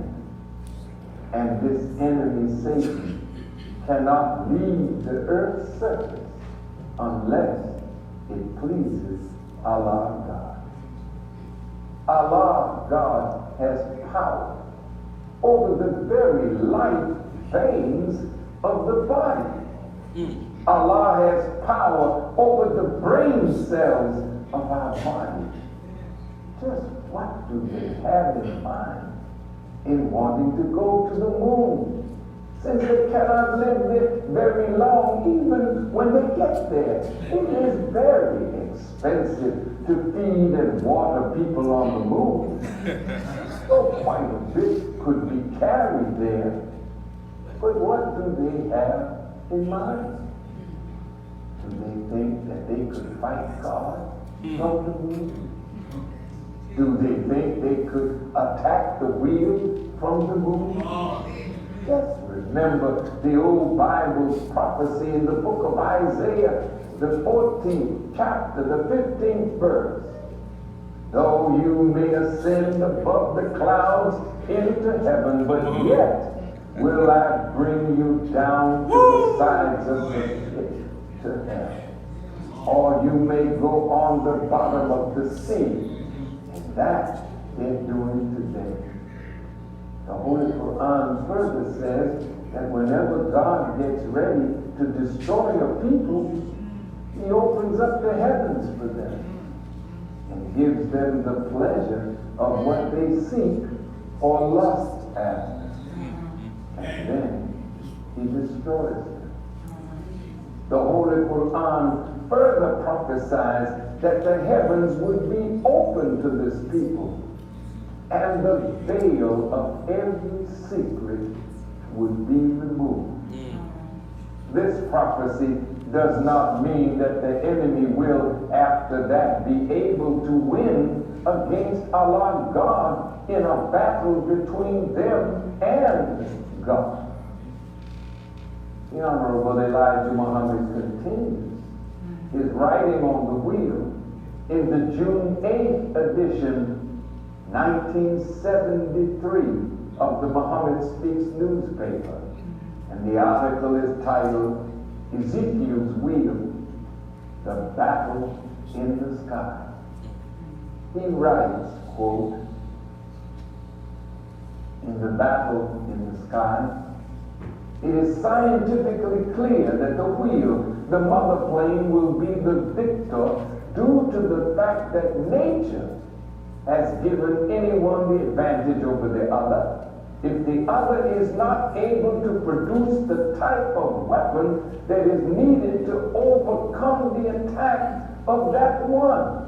When the prophet Ezekiel saw this battle in the sky and saw the wheel, the mother plane that would be the victor, this has encouraged us, the black nation, to have confidence in the victory of that wheel, that great mother plane that is above our heads over the United States of America.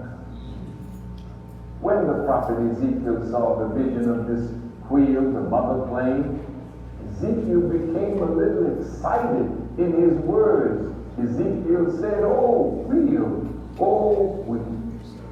And Master Prophet Muhammad, our Savior, affirmed it. The wheel, the mothership, is one of the greatest wonders of man in making military weapons. The black scientists knew at the time that they built the mothership under the direction of Master Prophet Muhammad, that the mothership and its well-trained crew would have to fight with America and the other nations of the earth. The well-trained crew of the mothership, the wheel, can dodge the enemy and make the enemy look for the wheel where the wheel is not. As the word goes, the crew of the wheel can elude the enemy anywhere in the sky that this crew desires to elude him. So when actual fighting has been declared against the armies of the wicked of this planet, the enemy will never get near enough to do any harm to that wheel.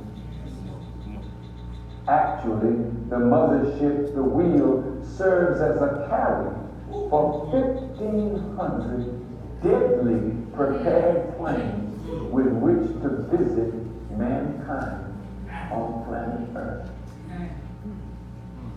Do not look for the wheel, he writes, the mother plane, because it is not out there for you to find it when you are looking for it. Right. Elijah Muhammad writes, I am so happy that Allah God has prepared this unmatchable weapon to save us, the black people of America. It carries supplies for the crew of this made wheel-like plane. It is something to marvel at. The battle in the sky. As the black man has been on the planet Earth for billions and trillions of years, and the black man has been here that long, and there's no doubt about it. Do you think that the black man would allow the made man, the enemy that has been on the planet for only 6,000 years, to outwit the black nation and the God of this nation in any war, whether it be physical or mental?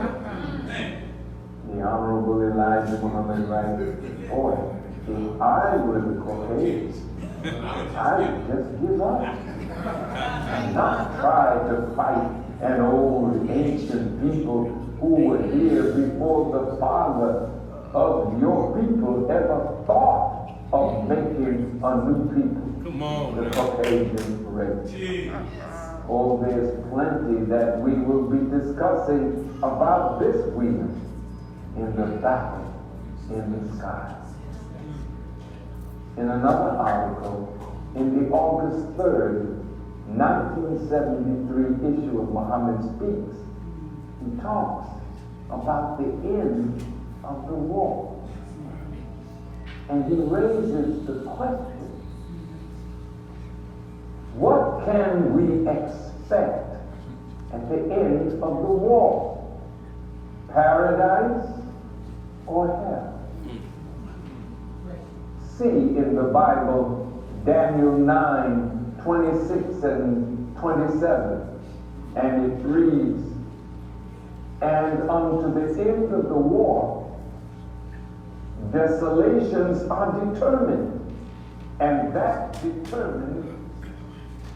Someone like come? Yes, sir. Is everybody all right? Yes, sir. Now, brothers and sisters, yeah, please.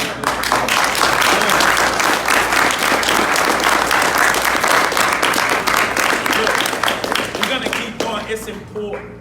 This part of what I've been doing on the mother plane and what is called the UFOs, it's just a few more minutes left. Could you just sit with us for a few more minutes to hear this, man? Yes, sir. All right. Thank you, brothers and sisters. Yes, sir.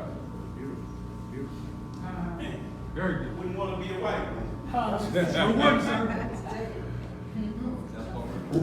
Shall be poured upon the desolate. This is like saying, do not expect healing ointment to be poured on the sore that the war has made. For you will not get healing ointment. Instead, you will get an even worse sore. With trying to find a job. For the unemployed soldiers who are returning from the war zone, if they have a chance to return. This will be one of the worst headaches for the government that she has ever received. With unemployment mounting so fast, it will create revolution, and everybody will want to divide the government up into pieces, and every leader will want to grab a piece for his part to try to muster some kind of government patterned after his own way of thinking. This is going on right now as we speak. Come on now. I just heard the other day that in California they want to break California up into 6 little states. Fact. Many states want to secede from the Union, and some are desirous of breaking apart within the states. Desolation, he writes. If we are going to suffer deprivation in a country that has been the pride of the nation, this will make it altogether worse, for everybody will be thinking about the way that they used to live and the freedom and the privileges that they used to have. And this will make anger rise up in the midst. What I'm trying to show you, Elijah Muhammad writes, is that the prophet Daniel cannot be wrong, because this desolation that is determined to be poured on the most desolate is aimed at the place in which we now live. Just remember that you cannot expect paradise here when such condition of desolation is headed towards America. And since we cannot make the prophet's words other than the truth, we expect this desolation, and we are receiving this desolation now.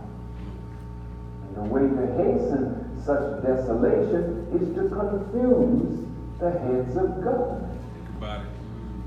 And if we see this confusion of the heads of government as plain as the 5 fingers on our hand, and if we have only one finger on our hand, we can see that this government is confused and cannot find a way out in peace with itself. Daily and nightly we see and hear what they are doing. It is a confused time of the government of which the citizens look to for guidance. This is not just in America. This is in England. This is in France. This is in Italy and Germany, Russia. This confusion is going on throughout our planet because this is the end of your time to rule. This is the end of wickedness and the wicked rulers of our planet.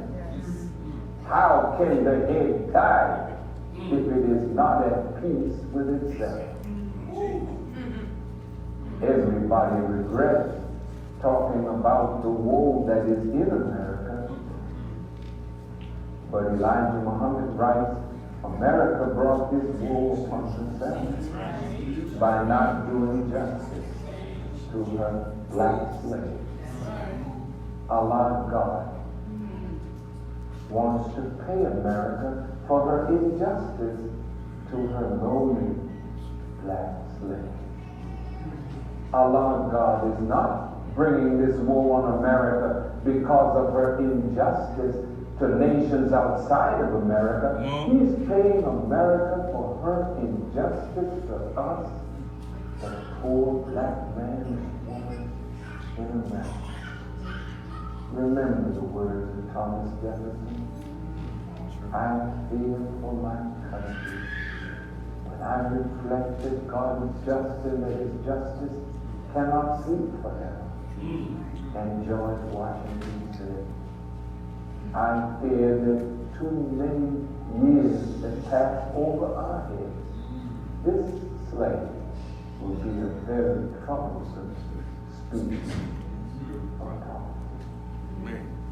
Elijah Muhammad continues in his writing.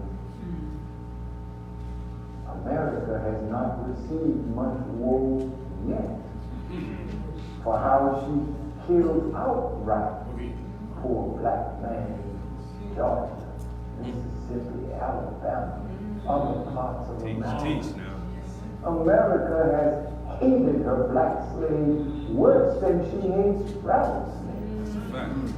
America has given the black man every evil and indecent name that she could think of, while yet her black slave has been her safety ground. America does not want to admit to her trouble, for her black slave is still here. But there will be no job for anybody. Oh, this is coming. One calamity after another befalling America. And when she thinks that one calamity is going out, another is just entering. These constant calamities will continue until America is on her hands and knees admitting that God is. Good.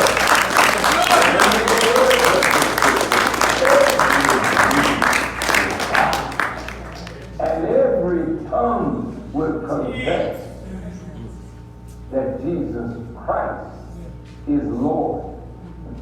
Not the prophet Jesus of 2,000 years ago, but that one that would rise from us in the last days and be taken up into the wheel in the great. Come on, man. Every prophecy of prophets prophesying of destruction is aimed at America. This dreadful and awful trouble that is divinely focused at America, I say to you, my black brothers and sisters, seek refuge in Allah. Fly to Allah and come and follow me to the Honorable Elijah Muhammad and the God that he represents. The end of the war, desolations are determined. Remember this. Keep waiting with your disbelief and doubt, and you shall soon come to know that what Elijah Muhammad has said to you and written in his articles and books to us is most certainly the truth. That's right. Straight fast. The Honorable Elijah Muhammad, in an article entitled "The Battle in the Sky is Near," he writes of the wheel, the mother plane, in these words: "It is the largest mechanical man-made object in the sky. It is a small human-built planet made for the purpose of destroying the present world of the enemies of God. The cost to build such a plane is staggering. The finest brains were used to build it. It is capable of staying in outer space 6 to 12 months at a time without coming into the Earth's gravity. It carries 1,500 bombing planes with the most deadly explosives, the type used in bringing up mountains on the earth. The very same method is to be used in the destruction of this world. The bombs are equipped with motors, and the toughest of steel was used in making them. This steel drills and takes the bombs into the earth at a depth of 1 mile, and it is timed not to explode until it reaches 1 mile into the earth. This explosion produces a mountain 1 mile high, destroying everything within a 50 square mile range. Not one bomb will fall into water. They will all fall on cities. As Ezekiel saw and heard in his vision of it, in Ezekiel the 10th chapter, the 2nd verse, this wheel is terrible. It is seen, but do not think of trying to attack it. Elijah Muhammad writes, that would be suicide. The small circular made planes called flying saucers, which are so much talked of being seen, are from this mother plane. This is only one of the things in store for the enemy's world. Believe it or believe it not. This is to warn you and me to fly to our own God and people. These wheels have been seen since 1929, and they have not attacked any city or anyone. We're talking about the destructive power of the wheel, yet to many they have been harmless. They have not attacked one city, but they have been seen over the cities of the earth. Millions have seen them, and they have hovered over the most sensitive military bases of every nation that has nuclear weapons. And they have shown their power to neutralize these dreadful intercontinental ballistic missiles that are loaded with nuclear power. If one of these wheels can come over the place where these silos are and where these missiles are, and these missiles cannot be fired. In fact, they can do what they have done, render these things inoperable, and when they leave, they can restore it to its original condition. The scientists that made these intercontinental ballistic missiles thought of every possibility that could render these missiles inoperable. Come on now. They felt that it was foolproof. And then a wheel came over the place where these missiles were and showed them that they had no power to move those missiles at all. Just the presence of the wheel has stopped automobiles from moving, turned the lights of a whole city or region off. They have incredible power that God is showing you that He can take you out in the twinkling of an eye. Boy, no wonder Ezekiel cried out when he saw this magnificent masterpiece of mechanics. Boy, I'll say it again, this time it's coming from my mouth. Oh, we. Oh, you know how people in slavery used to sing a song, swing low, sweet chariot, coming to carry me home. It was a band of angels coming after me, coming to carry me home. In the book of Ezekiel, it talks about these wheels and the cherubims, and the Honorable Elijah Muhammad said it only means the presence of angels on these wheels, angels that are human beings. So in the Bible it says, remember, be careful how you entertain strangers, for you may be entertaining angels unaware. No little green men with olive skin and funny-looking heads, human beings that look just like you and me, but they are members of the original nation, the power of which you have not seen displayed, because it was your time to rule. You have not even the brains to build a mechanical object like that which is above your heads. So teaches the Honorable Elijah Muhammad. And if you built one like it, you could not get it up into outer space. So he asked the question, why are you spending billions of dollars, wasting your money to fight a war that is written you were born to lose from the day you were made? The Honorable Elijah Muhammad said, I were you, enemy, I would just give up. You know that's why. Because whenever you meet a force that you can't overcome, you give up. In the mixed martial arts, when you cannot overcome the force that is pressing you, you tap out. Yes, sir. Why waste the taxpayers' money building planes when you have nothing that can attack this, but it can attack you any time it desires? The Honorable Elijah Muhammad says they have about 4 or 5 scientists up there that can tune up on you. What do you mean, tune up? That's why you have many of your skilled scientists of paranormal knowledge studying them, because they've communicated without words. They know your and our thoughts. And as your thoughts arise in your head, before your thought can materialize, they already happen. Go read your Bible.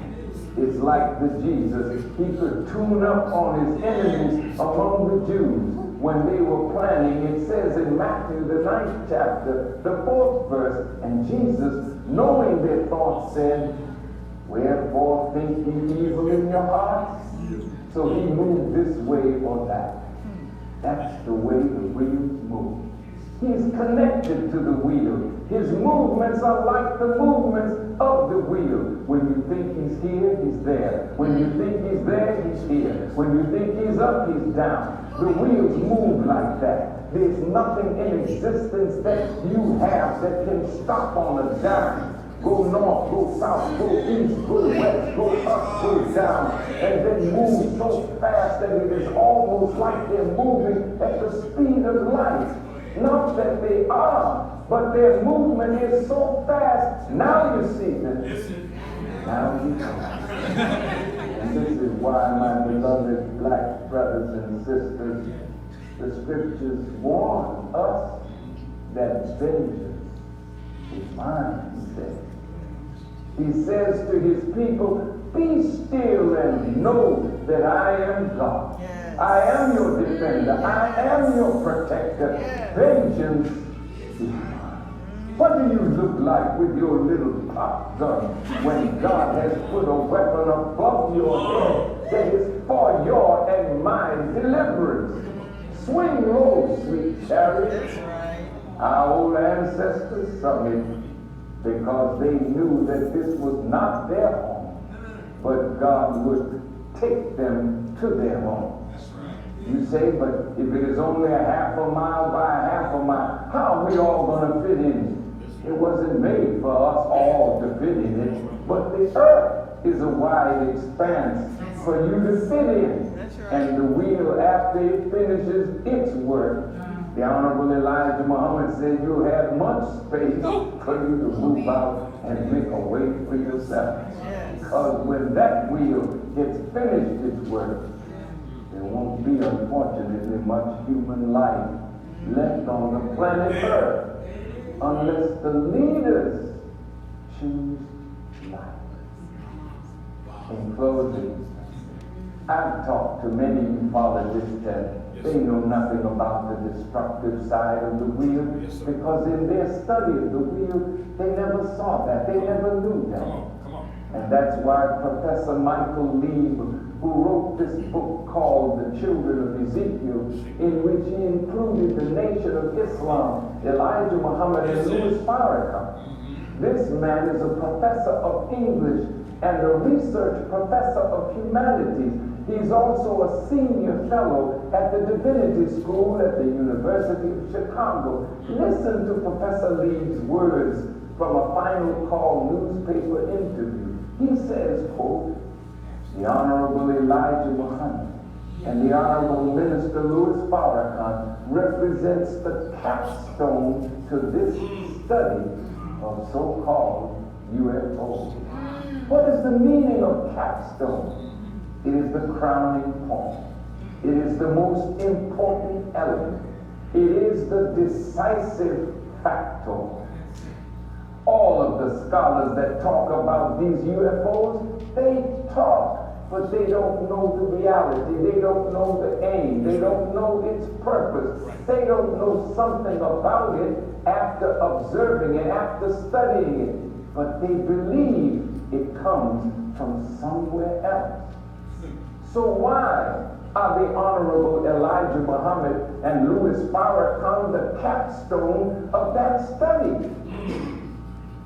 The scientists of the world think that it's from someone somewhere else other than Earth, because They have never seen from any scientist of any nation on earth the ability to produce what they have been observing and studying. So in their minds, they are the masters of the earth and its people, and they know of no one that could produce what they have been looking at from this planet. So they call these wheels extraterrestrial.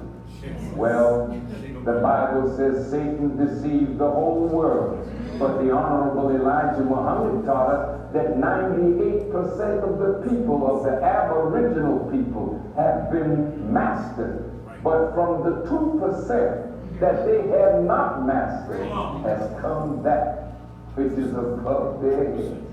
It is the clearest sign if you say that the technology is so far ahead of you that the scientists are already bowing and admitting they are absolutely overcome, dumbfounded, amazed, awestruck, and astounded by the majesty of the wisdom being displayed by the weak.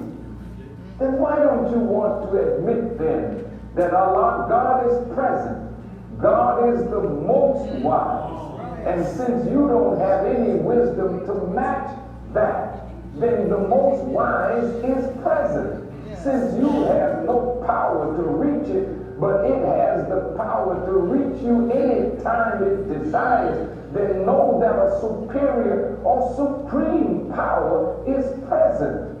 Then why won't you admit that God has entered into the equation, fulfilling everything that has been prophesied of the coming of God, the coming of the great Mahdi, the presence of the Christ, the presence of the Messiah. So if you look at the pyramid that is found in the seal of the United States of America, the capstone is missing, and there is an all-seeing eye above. What is that all-seeing eye there for, and what is the all-seeing eye looking for?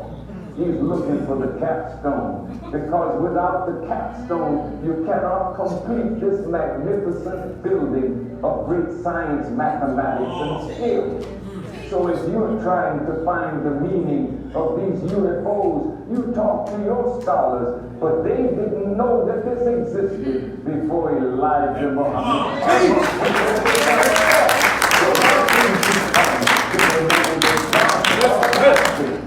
The FBI did, but they act as though it doesn't exist. They hide the knowledge of this from the American people. They refuse to tell the American people what they know about the existence of that great wheel and the 1,500 little wheels that are inside the great wheel.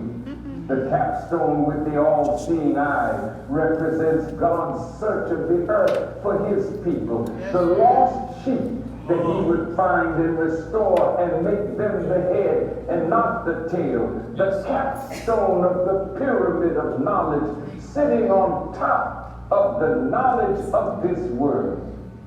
I say to you, you can't complete or perfect anything that you have done or desire to do without the knowledge of that wheel and the science and technology that is in it, on it, and coming from it. Professor Leib, in his interview with the Final Call, further states that when it comes to the Nation of Islam, it's a study of the mother plane and its apocalyptic overtones.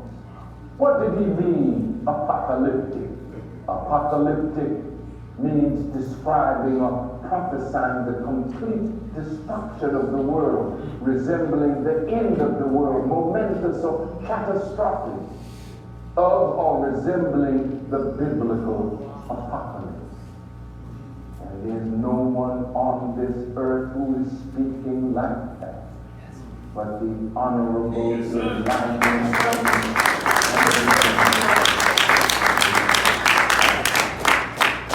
You have to make black people know that there's a weapon. That's why God says to us in the scripture, vengeance, because America can't deal with this weapon. So black man and woman, be still and know that I am God. So he said, where are you, God? Wherever I want to be. Yes, sir. I am with you. So put down your little weapons and start cleaning up your life. This is your day. Arise and shine, for your light has come. May Allah bless you with the light of understanding. And next week, if it be the will of Allah, we'll talk more of the life-giving side of the nature of the wheat. It's great, Mother Plant. Thank you for listening. May Allah grant you the light of understanding as I greet you. Yes, sir. Salam alaikum. Come sir.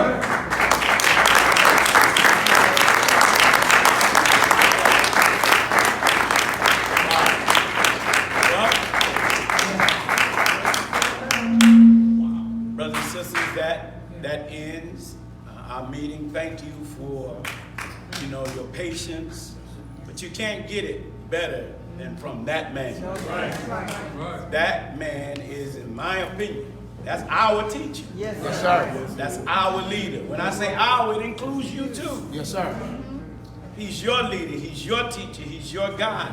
And not one government person has ever said, Barakah until Allah. Right. We got backup, brothers and sisters. The Nation of Islam, black, brown, red, and yellow people, we are about to come back up. Yes. So I thank you for listening. I pray that Allah guide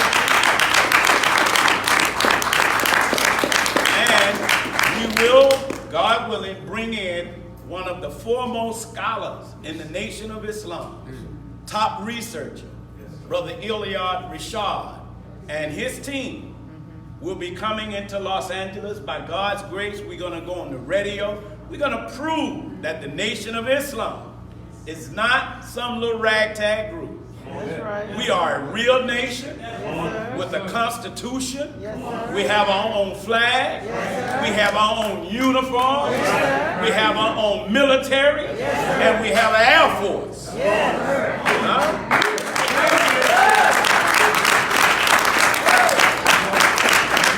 That's real. May not look like nothing to you.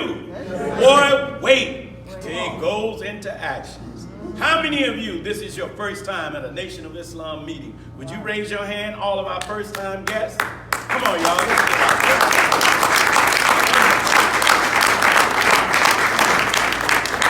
How many of you believe that what you heard today to be the truth for us and is good for us? How many of you believe what you heard is the truth?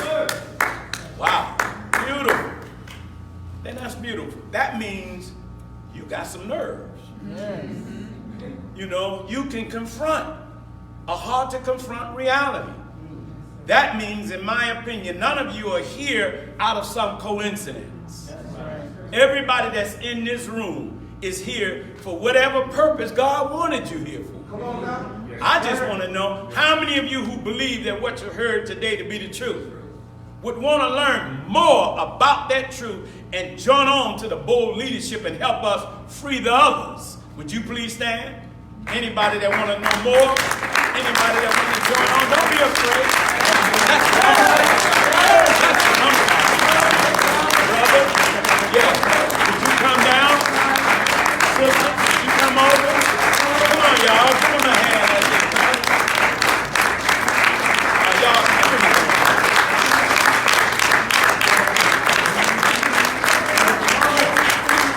Oh, yeah. That chariot is about to swing low.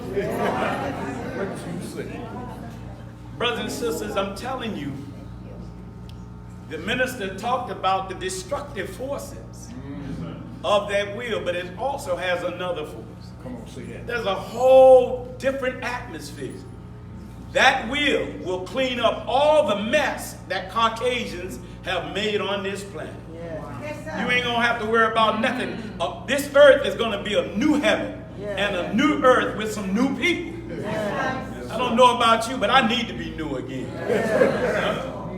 God, in the twinkling of an eye, can reverse the aging process in everybody in this room. Every one of us who join the nation, we stop aging. Come on. I'm serious. Yes, sir. Yes, sir. You know, I mean, when I say stop, it just slowed down. Because we were taught the science of how to eat. Yes, sir. The science of how to think. Yes, sir. So I thank Allah for these brave souls who stood up after hearing from the Honorable Minister Louis Farrakhan. Give them another round of applause.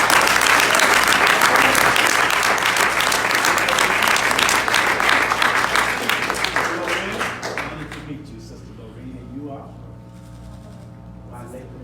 Sister Christine. Honored to meet you, Sister Christine. And you, ma'am, Rosemary. Wow. You look like an auntie I had back in Georgia. Yeah, you got any kinfolk in Georgia? I don't know. I'm coming over to the house to get some victuals.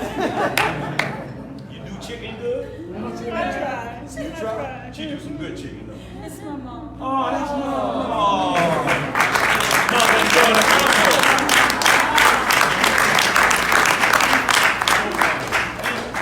Sisters, there's a class established in the Nation of Islam for the women. It is a class that you go to get all your questions answered, because no nation can rise any higher than its women. So all the lies that's been told to you about us, go to that class so that you can get your questions. You'll see that we have been taught and we are proficient in the study of the Bible and the Quran. That's right. We believe that the Bible is the book that our people have been buried under the misunderstanding of. Or when you get this teachings and you find out where you are in this book, it opens your eyes, it opens your heart. That's right. Yes, sir. So that class is every Saturday, and you will be welcomed into that class, and you are a full-fledged member of the Nation of Islam, and you will be protected by all of us in the nation. So welcome to the Nation of Islam. And Sister Valerie will handle you. Please give him a hand.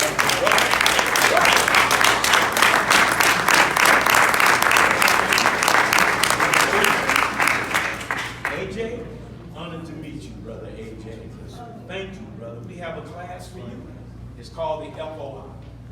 It is a class that made every brother that you see in our suit and our bow tie. Yes, sir. You should have saw us when we came. That's right. That's right. Boy, I was tore up from the floor. But when I came to that class and I was taught who I was, you know, in line with God, I began to change in the twinkling of an eye. All of us. That's right. Gang members, dope dealers. That's right. I mean, brother, this teachings will grow you. So that class is called FOI. That's on Monday night. You'll be in my class. That brother right there, Brother Merlin, he's an X-maker. Yeah. And so you'll be in our class. So we want to see you tomorrow in class, all right? Come on, y'all. Give Brother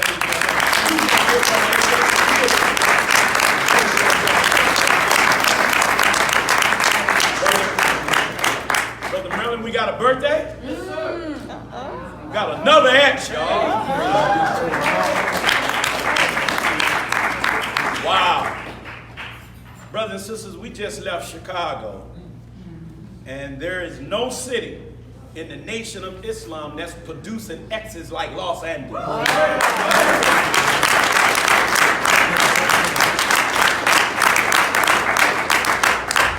Sister Captain and I was sitting there saying, man, they left some out. And in the FOI class, we have 14 brothers right now writing their letters. Wow.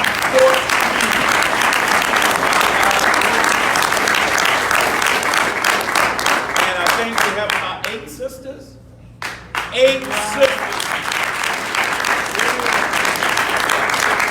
So we are attempting to take 100 new X's from LA to Savior's Day this year. That's the goal.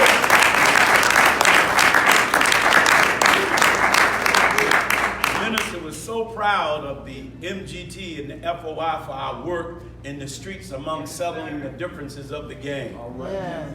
We are working right now with a few people and we're going to take, our goal is to take 150 gang members, male and females, to Savior's Day. Black and brown.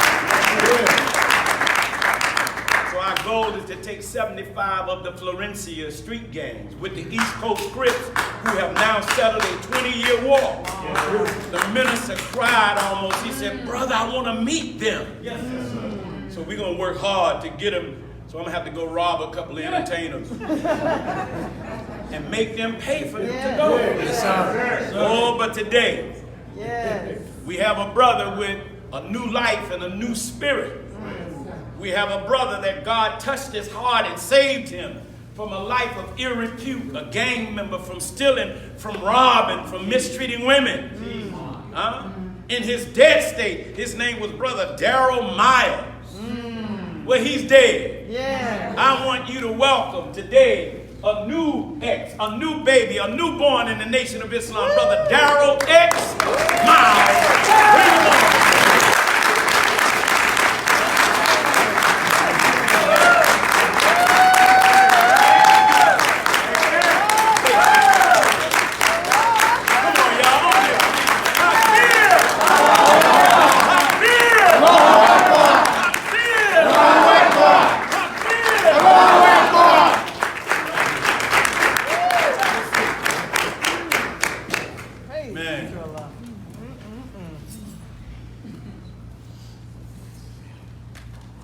Looking at a miracle.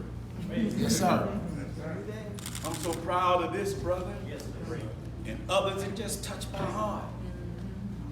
This man spent most of his life in prison because he didn't have guidance. Boy, but when he heard the Honorable Minister Louis Farrakhan and he came to the mosque, man, he found Islam in prison. Yes, sir. In the belly of the beast. He's like Jonah. Come on. Jonah had to be arrested.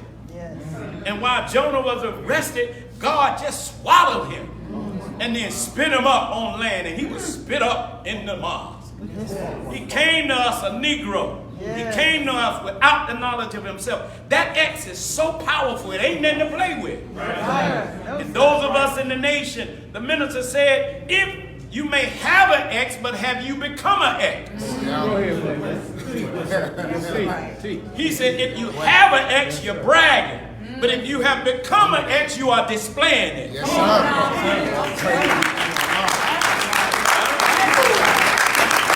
When you have an X, you can attract people and they'll go anywhere you at.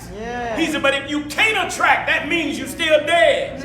In the understanding of the X you got, this brother and others, these new ones that's coming, they bring in the guests. So we want to welcome up Brother Captain to do the honors of pinning on the pin of life on Brother Daryl X. Regional Captain.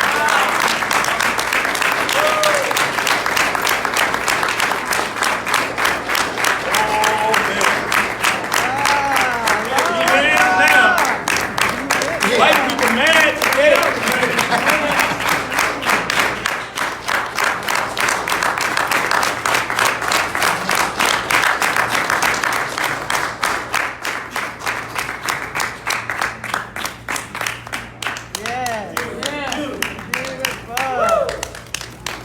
Now, this pen,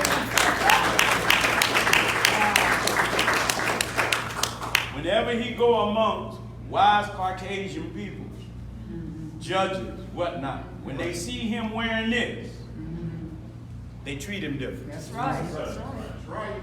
Real talk. This pen represents life. It's freedom, justice, and equality. When they see him wearing this, they know he's not a beggar. That's right. He ain't begging crackers for nothing. Yes, sir. Yes, sir. When they see that pen, they know he's justified. They know he's equal. They know that when he speaks, everybody listens. That's the power of what he had, but he's still growing. Pray for his safety.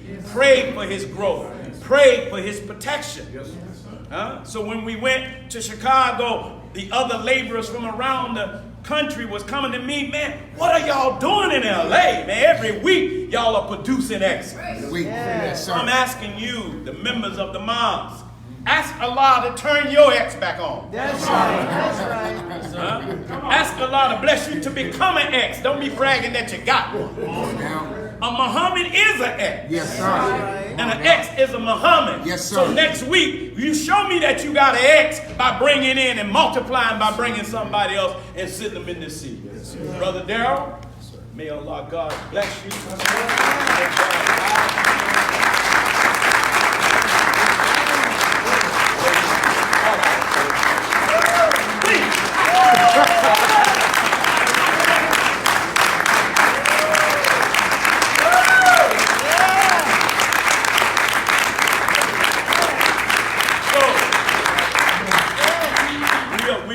Try to bring our work to Chicago. When we announced that the laborers all over the country, Sister Gilda, bear me witness, when LA gave our report, man, they were so proud that we are the standard of the nation of Islam. Man. So those black and brown brothers, Brother Daniel created a bow tie that's a brown, it has a brown and a black bow tie with the red and blue in the middle. So when we take the gang members to Chicago on that Sunday, they all gonna wear the unity bow tie.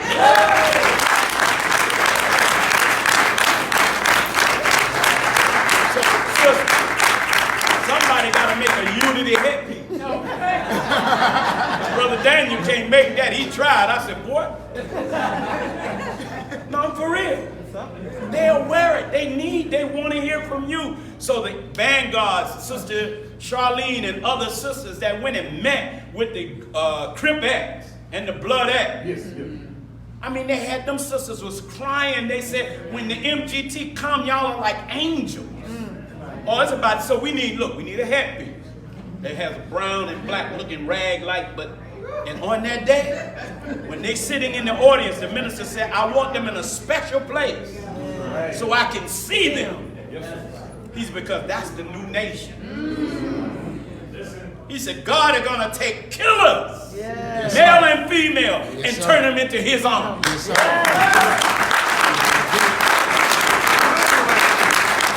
Black, brown, red, and yellow.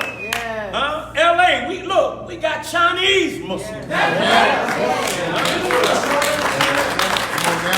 universal in LA. We got Cambodian Muslims. We got Vietnam Muslims. We just ain't got no Portuguese and Dutch. We got Mexican members in the Nation of Islam. Yes, sir. So,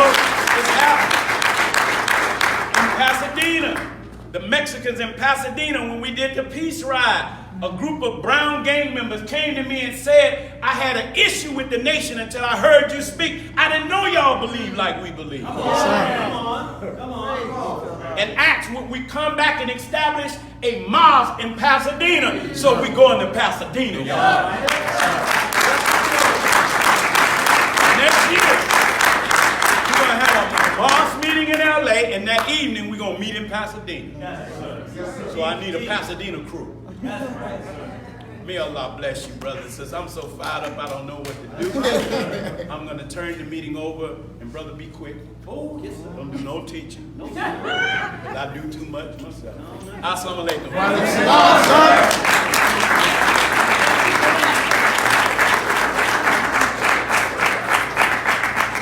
Come on, brothers and sisters. Put your hands together.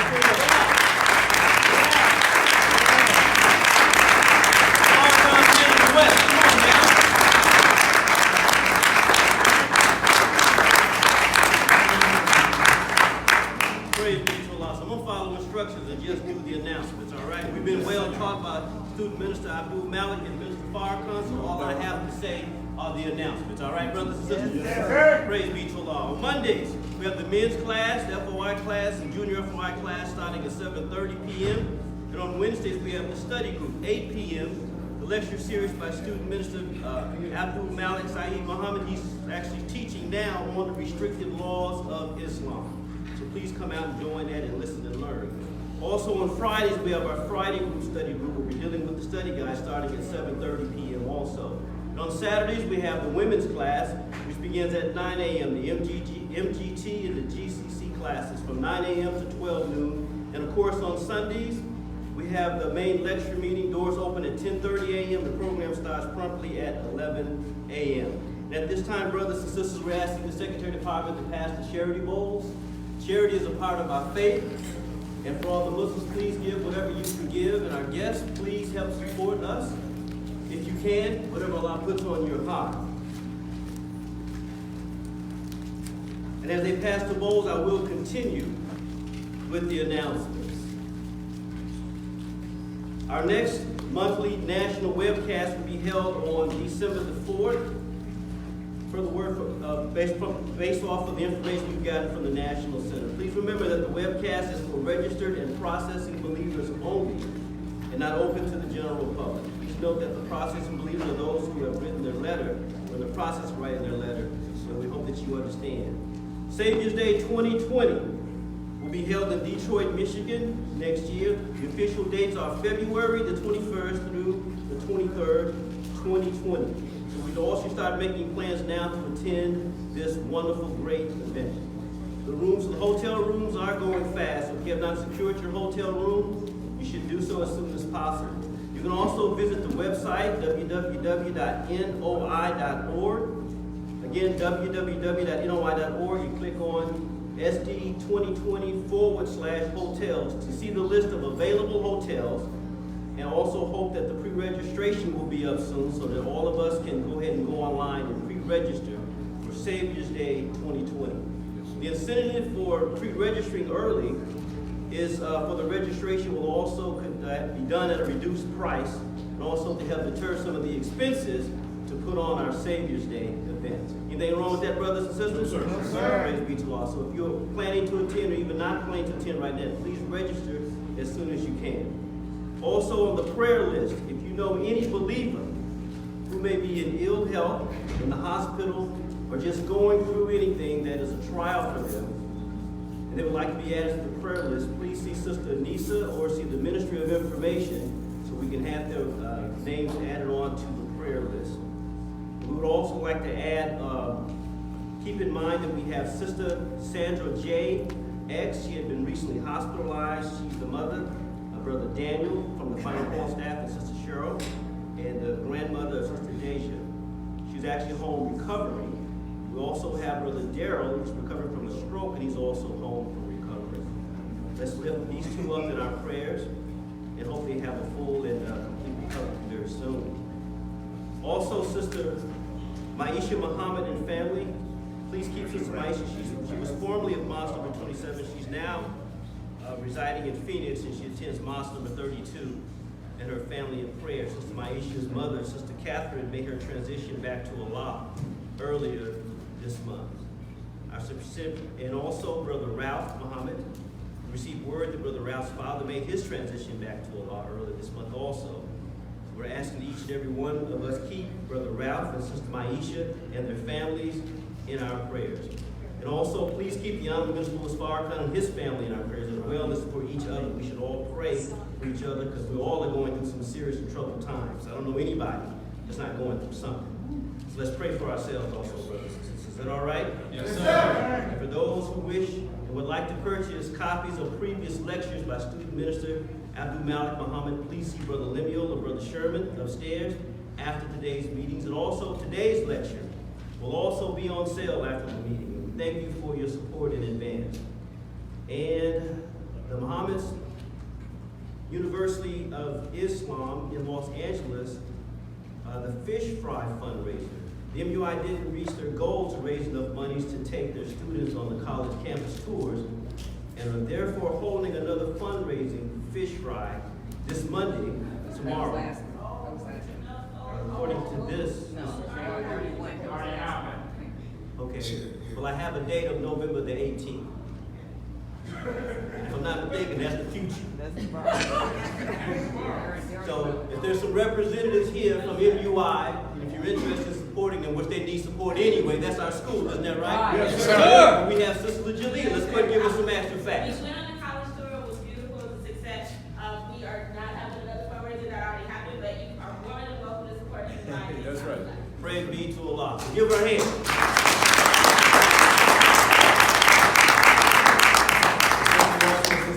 Having your brothers back, praise be to Allah. finally,